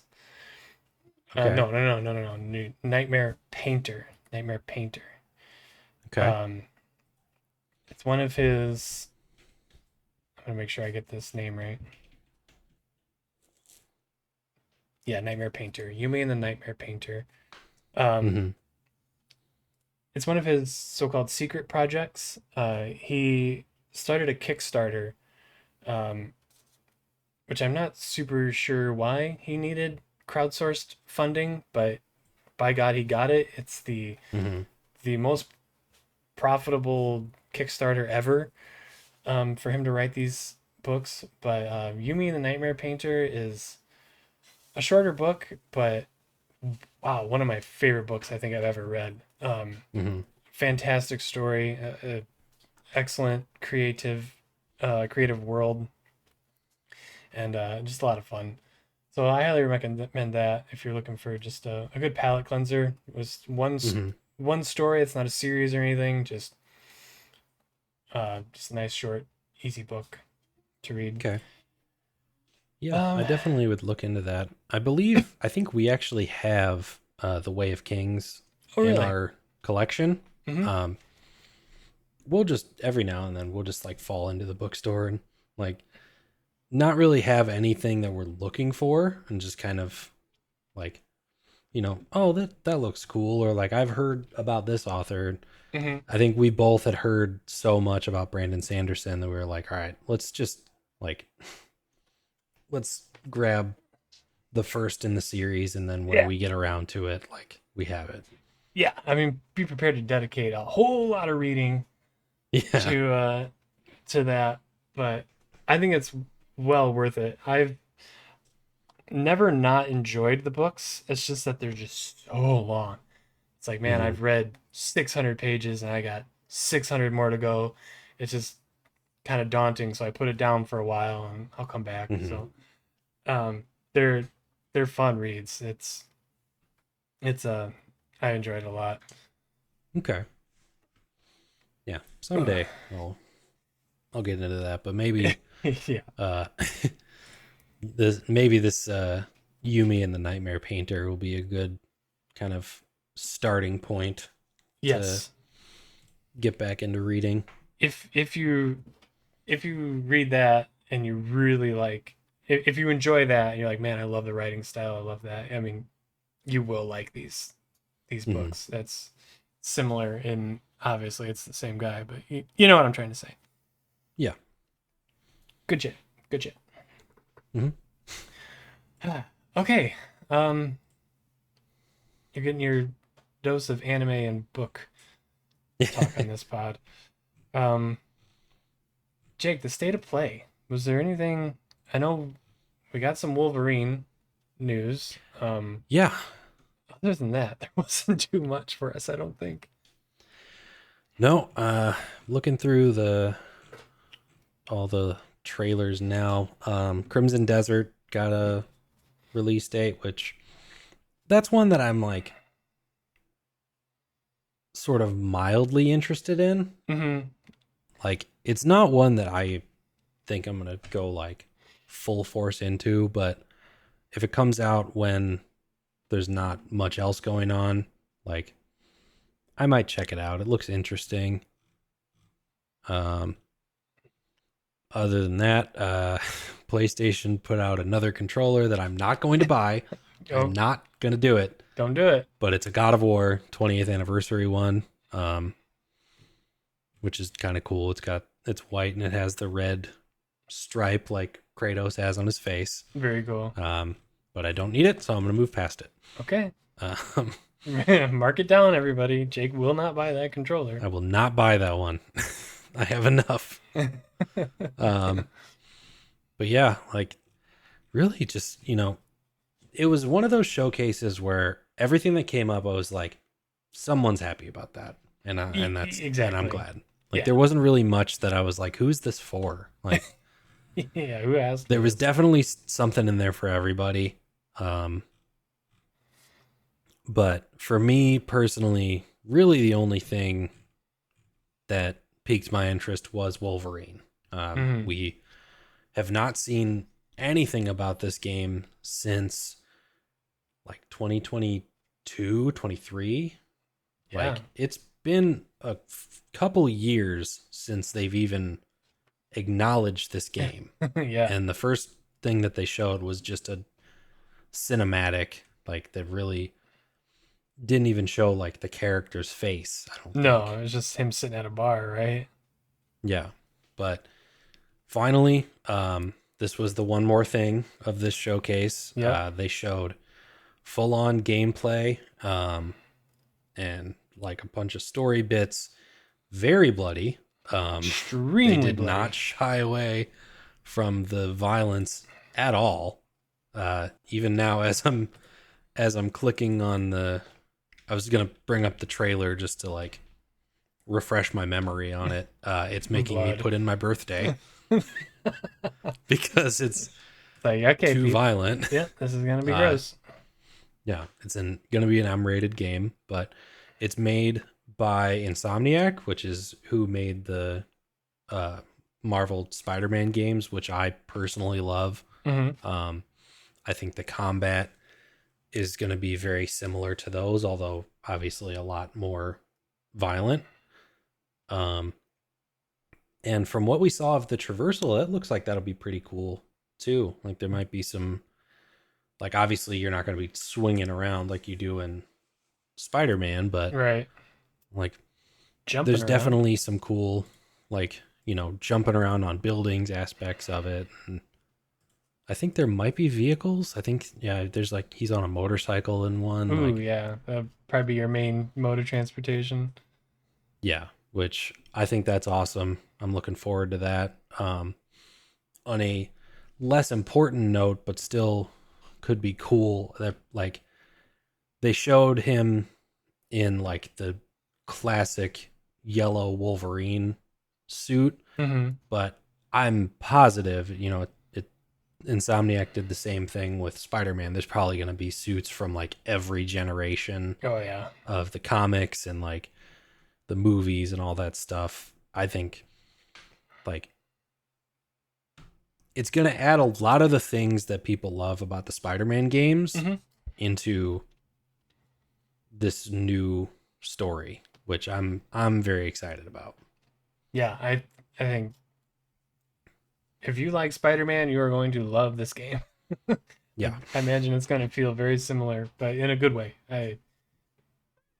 Spider-Man games are Yeah. If you, obviously very successful, so I think this is going to feel very similar and be just as much fun. mhm.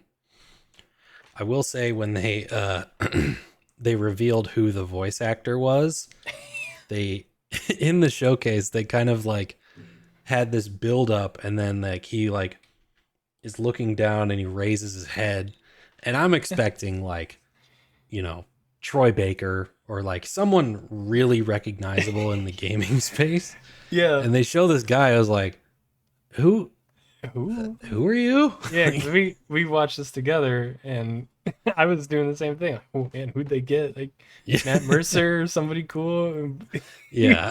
both of you were like, Who's that?" Huh? Like, I still don't know who it and is.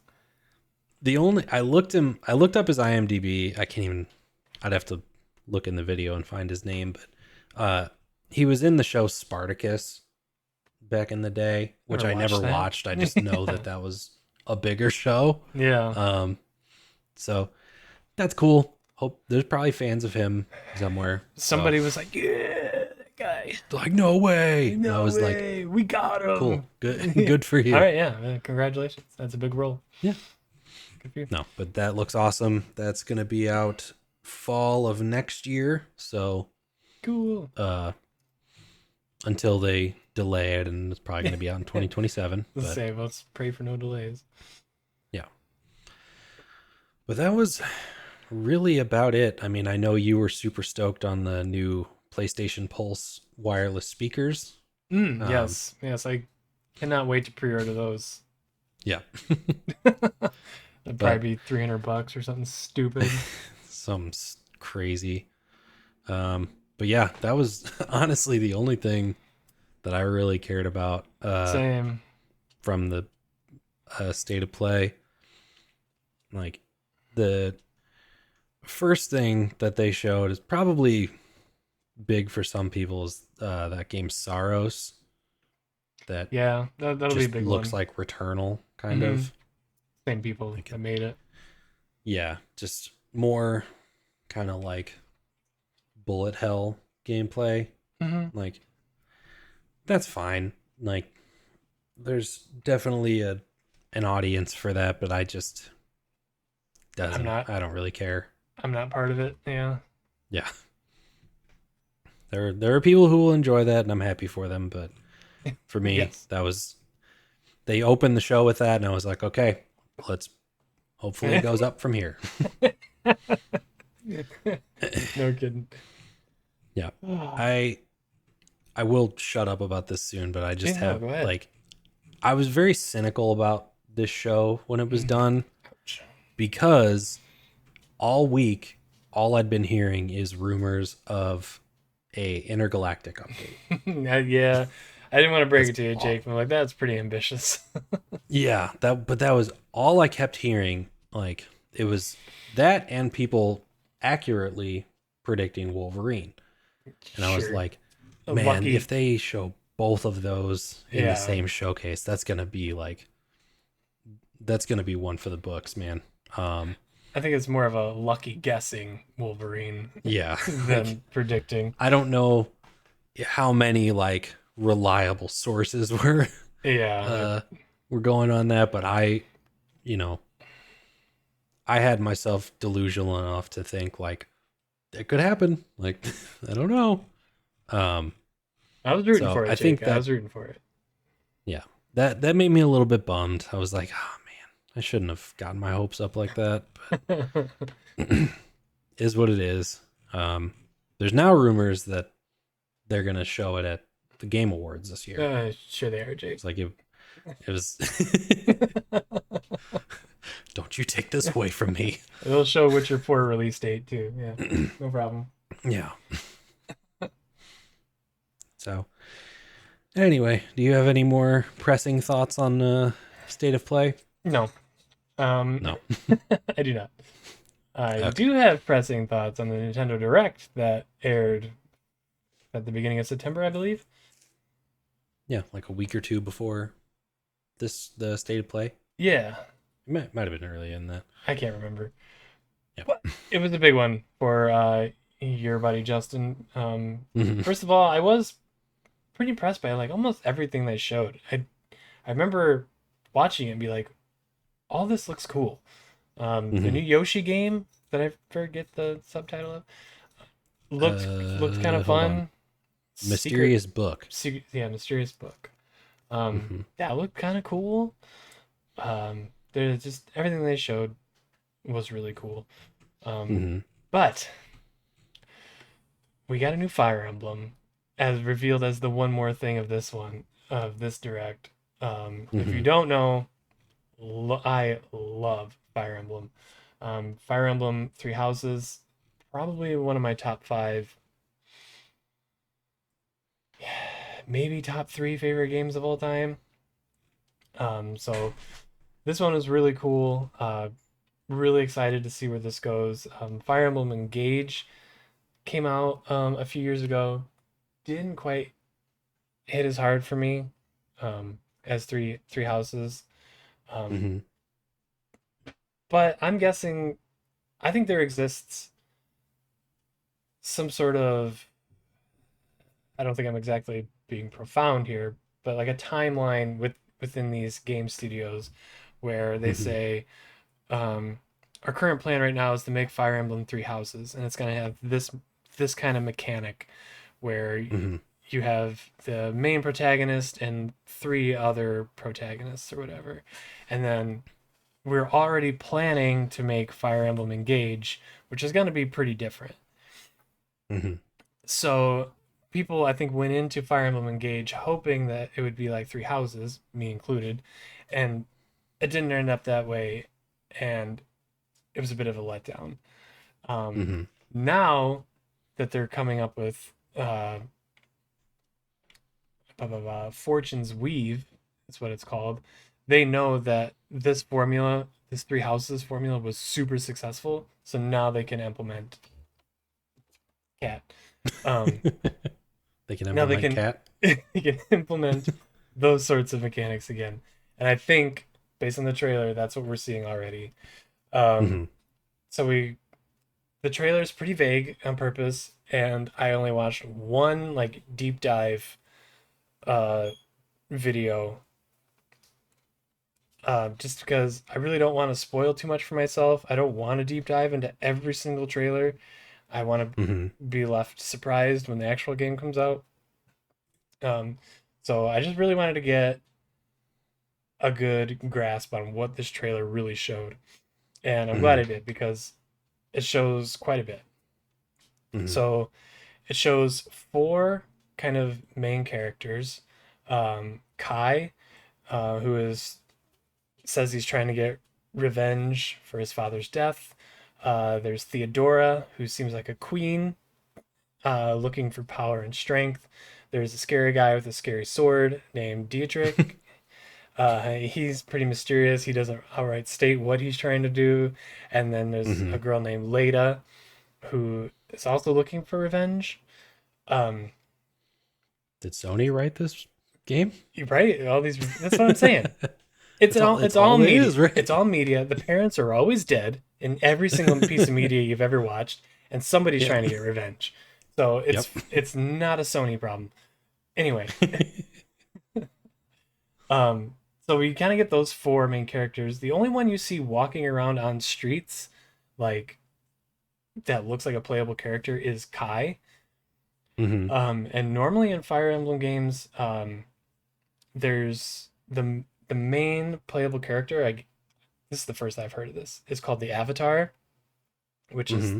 the player that you kind of play as, and usually you can create your own. They have, you can choose between masculine and feminine. You can design your hair, eye color, all that fun stuff. Mm-hmm. Although that was not true in the last two. I didn't think about that. In Three Houses, you could choose between masculine and feminine, but that was it. Um, Okay. and then in Engage, you couldn't choose anything at all. No, that's not true. You could choose between masculine and feminine there. So who knows?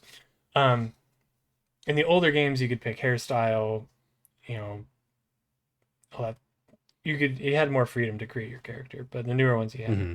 Mm-hmm. Um, but there's some speculation: is Kai the Avatar, like the main playable character, or is he just one of these four kind of main characters that you're gonna kind of play around with? They did show some fights, and it seems like these four are invited to some tournament. It seems like it looks like a lot of the themes, the timeline is based off of um, ancient Greece, the Mediterranean, and maybe like northern Africa. This guy was kind of Mm-hmm. stipulating. I probably should link to this video I was watching. Um, but it looks like they're in a tournament. They're trying to win the power or whatever to be able to avenge somebody's death, I guess, or, Mm-hmm. or something like that. The really cool parts, oh, I'm sorry, they were showing like battles and stuff, and they were like zooming in on other playable characters. Like you see one of the main four characters, but then you can also see like your teammates on your that are in your fight with you, and there's a lot that are like showing up with each character. So there's still a lot of mystery of how this is kind of going to be laid out. Is it Three Houses style where main character, non each main non-playable character has their own squad, or is there going to be Mm-hmm. some crossover there, or how you can build your team? We don't really know, and I think that's really exciting to Mm-hmm. kind of just have no idea. I just Yeah. this is kind of the only deep dive I really needed just to get excited for it. Mm-hmm. Um, there seem to be like a lot of returning mechanics from Three Houses, including relic weapons, crests, demonic beasts, and the gambit system. Um, the really interesting part is the crests, the relic weapons, stuff like that. That was really Mm-hmm. integrated into the story of Three Okay. Houses. And at the very end of this trailer, for I cannot remember, Fortune's Weave, Sothis shows up, an adult Sothis, and Sothis was, it's hard to even explain what role she played in Three Houses, almost like Mm-hmm. a god, but she was a small child in Three Houses. Now she's an adult, Okay. so seeing that, seeing Sothis there, seeing these relic weapons, um, where the crests, the demonic beasts, stuff like that. Um, People are trying to speculate: is this a prequel to Three Houses? Is it a sequel? Is it a sidequel? It's somehow in the same world as Three Houses, having the same like these weapons and stuff like that, because Mm-hmm. these weapons were like handed down through royal bloodlines and stuff like that. Mm-hmm. So it's cool, man. It's been a long time since I've been super excited, like since Monster Hunter, obviously. Mm-hmm. But yeah, I'm really pumped up for this. It says 2026. Nintendo has been very good about not overstepping and having to delay Mm-hmm. their games. They usually don't announce anything until it's ready. So it just says 2026. So people are speculating early 2026. So hopefully It's probably Hmm. only going to be on Switch too, so I'm gonna have to save up. Yeah. Have to get my Switch too. That was my next question Yeah, because I yeah. saw that also in the article I'm looking at. It's like, you gonna make the jump? I'm gonna have to, Jake. I told you on this podcast, and I'm not a liar, that a new Fire Emblem game would be a system seller for me. So I'm gonna have to start setting some cash aside, um, to save up for this guy, Yeah.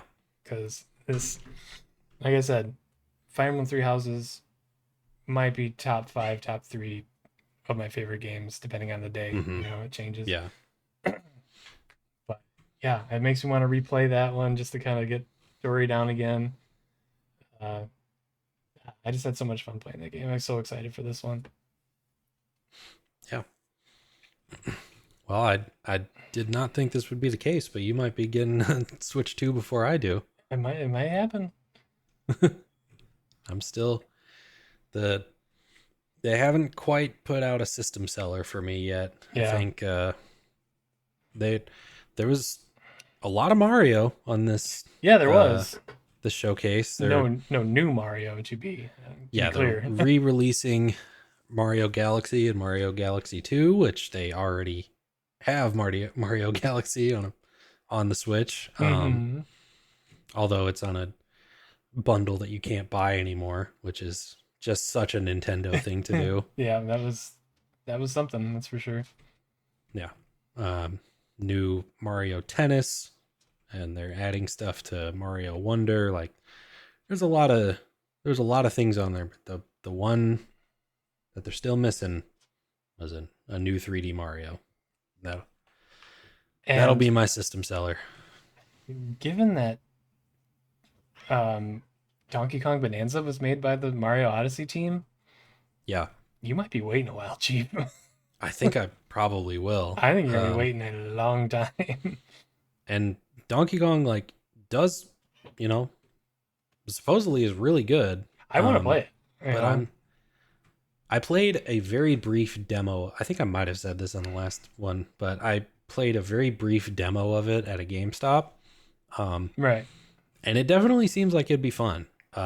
But it's just not a system seller for me. Like, It wasn't for me either.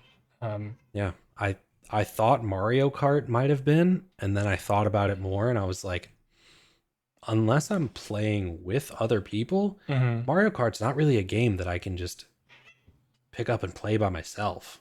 No, Like, I might play through each track once just to like experience them, but it's not one that I'm going to get on and regularly play by myself. It's one that I'm like, I'll play through the first time, and then I'll play when I'm with other people that also want to play. Like, yeah, I think Mario Kart World was fun for like a week or two for everybody, yeah, and then everyone was like, "Okay, bring on Donkey Kong, and let's get something yeah, else on the system besides just hmm, Mario Kart." yeah. So either a new uh 3D Mario, or this has got to be a long way off, but a new Zelda, that would probably sell me Yeah, for the yeah, new you one. you're probably a couple years out for either of those. Yeah, most likely. I Because mean, Zelda Tears of the Kingdom was what, 2023? yep. Yeah, Which I still haven't even finished that. So me neither, dude. What a good it's game. a long one, man. Oh, but yeah, it's so good.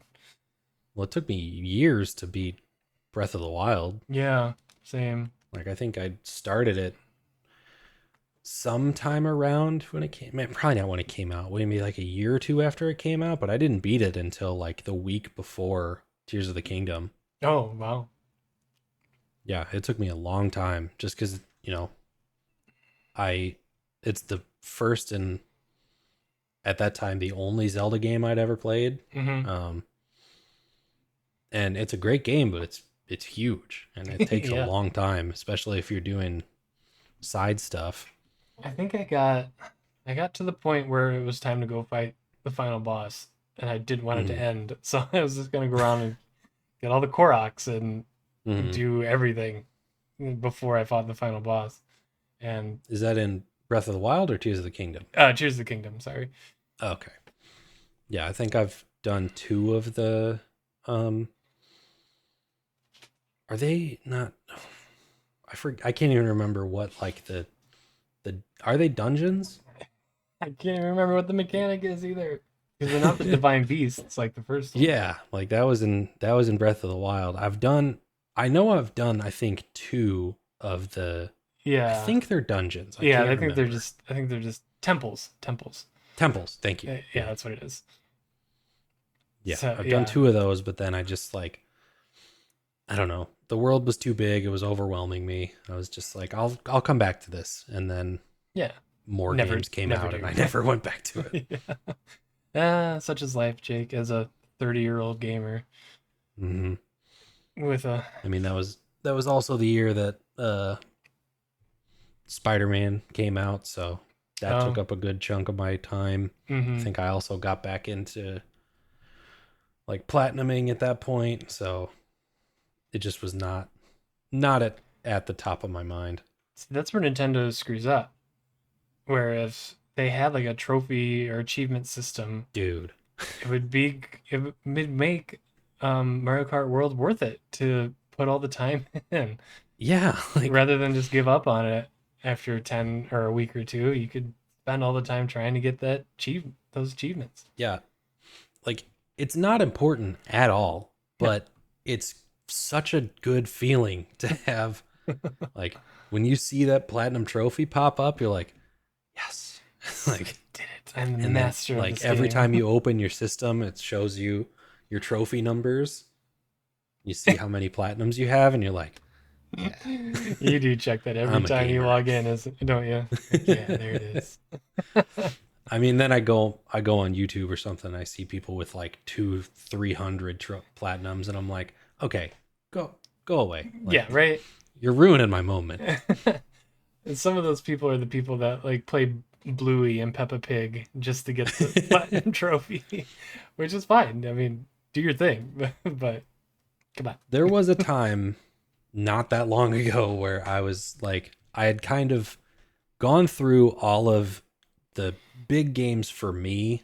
So like The Last of Us and God of War and all of those. Like I had gotten the trophy on all of those games, and I was just like, all right, I'm not over the rush of platinum trophy hunting, but I Right. want something faster. So I was just like looking for games like what's a quick platinum that I could do.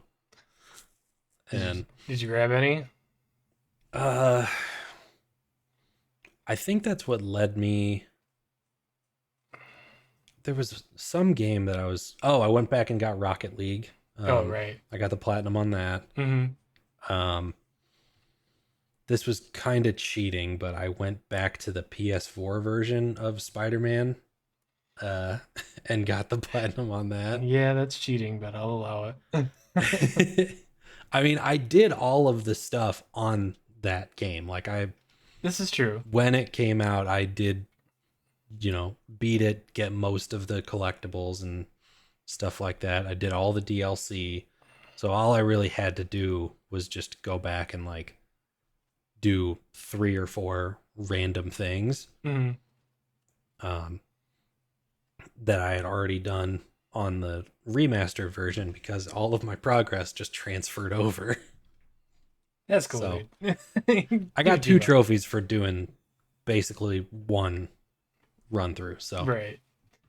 That's you fine. know, That's fine. yeah. I'll allow it. It's fun just to hear that sound as Yeah. it goes off. That that's a cool one. Like if Nintendo added some sort of system like that, like which would not be that hard for them to do, I don't think. No, I Like just was. give people a little extra incentive to play Mm-hmm. the games there. I think that would legitimately be make a difference. Yeah, I enjoy the games that do them. They're like their own achievements. Like you don't get a Hmm. pop up or anything necessarily, but Yeah. it has a section. You see it a lot in JRPGs. I think like Disgaea comes to mind. They have their own just trophy section. So if you play that on Hmm. Switch, you could do it that way. But Yeah. yeah, I I mean, was very disappointed when Switch 2 came out and they didn't have anything like that. yeah. I mean, there's a lot of things about Switch 2 that I think are kind of frustrating. Yeah. Something else that I don't know if you saw, that Nintendo is just continues to frustrate me on their business practices, but apparently they're trying to patent certain game mechanics now. Okay. Which So ones? Jumping? one in particular is summoning another character to help you in a fight. Uh, Pretty much Okay. like Pokemon, but also a ton of other games that do that. Yeah. Um, Well, I that was their I thing with. heard Sorry, go ahead. I heard it was going. It was because of Pal World. Yeah. Like it was a direct attack at Pal World. Hmm. Um, the problem is that's not a mechanic that just Pal World uses. There are Yeah. so many other games where you can summon an NPC to help you. Like, and I don't see a way where that they can like do that, because it's just too vague of Yeah. a mechanic. Like, Yeah. So I remember it was also like they were saying that throwing something and catching something was like their mechanic. Like, come on, Nintendo, it's like, stop. guys, you already have all the money in the world. Like, Yeah. Pokemon and do you? you don't invest into your games with it, so you're just sitting on it all. I don't know, just give up. Yeah, Stop. Because your yeah, Pokemon that's games are usually not very good every time. yeah. But Like you, Pokemon is the highest grossing media franchise ever. and you would never guess it by looking at their games. No, every time a new game comes out, we're always like, how is this the highest pay? Like, how is Yeah. this the most expensive franchise? And everything looks like 3DS generation. Yeah, it just baffles me. Which you don't need to. It doesn't have to be graphically impressive, but I don't know. Just I mean, it could Breath look of the better. Wild isn't that like graphically impressive, True, but it is but the visually, yeah, the the art visual, direction. like the way they design that world, the art direction, the animation, that's what makes it look good. Hmm. It doesn't have to be like hyper realistic. Just, you know, put a little extra time into making, like, stylizing the look of it. Yeah, anything. I don't Yeah. So that's know. I got my Nintendo rant of the Yeah, we episode out, did. so there's got to be at least one, I think. Yeah, as I say, tune in next time for next Nintendo rant. They'll do more. They'll do something They'll find else. something else to us for rant about. Yeah. Like I thought about getting on here and complaining about like Xbox and them That's so easy raising to prices and do. stuff, and then I remembered I don't play Xbox. Like, I don't care. Yeah, yeah. I thought about talking about the ROG Ally, but it's like we talk about Xbox every time, and Yeah, and neither of us. I'm not gonna buy it. So Yeah, neither of us give a poo about yeah, Xbox. So let's just stick to stuff we like, I guess. yeah, Especially on this episode because there was so much like new stuff to talk about. yeah. There was a lot more that happened than I initially thought until we kind of got into everything, Yeah, same. which isn't that always the case, but No, no. Usually we're trying to scrounge together, but we just end up talking about random stuff for 2 hours. we'll have, a list of like three things to talk about, but each one is like an hour and a half. Yeah, exactly. I feel like we could have talked about anime for 2 hours. Neither of us are too into anime. But, yeah. But all right, Jake. I think that's a pod, my friend. I think we can call that a pod. Let's call it. You want to get us out of here? I will. All right, everybody. Thank you so much for watching. What, episode 32, you said? Episode 32. 32 of the A to Jump podcast. My name is Justin of Justin Games. He is Gooba of Gooba and Jetpack, aka Jake. Thank you so much for watching. We'll see you in the next one. And as Bye. always, Oh, I always forget. Keep keep on on gaming. gaming. Bye.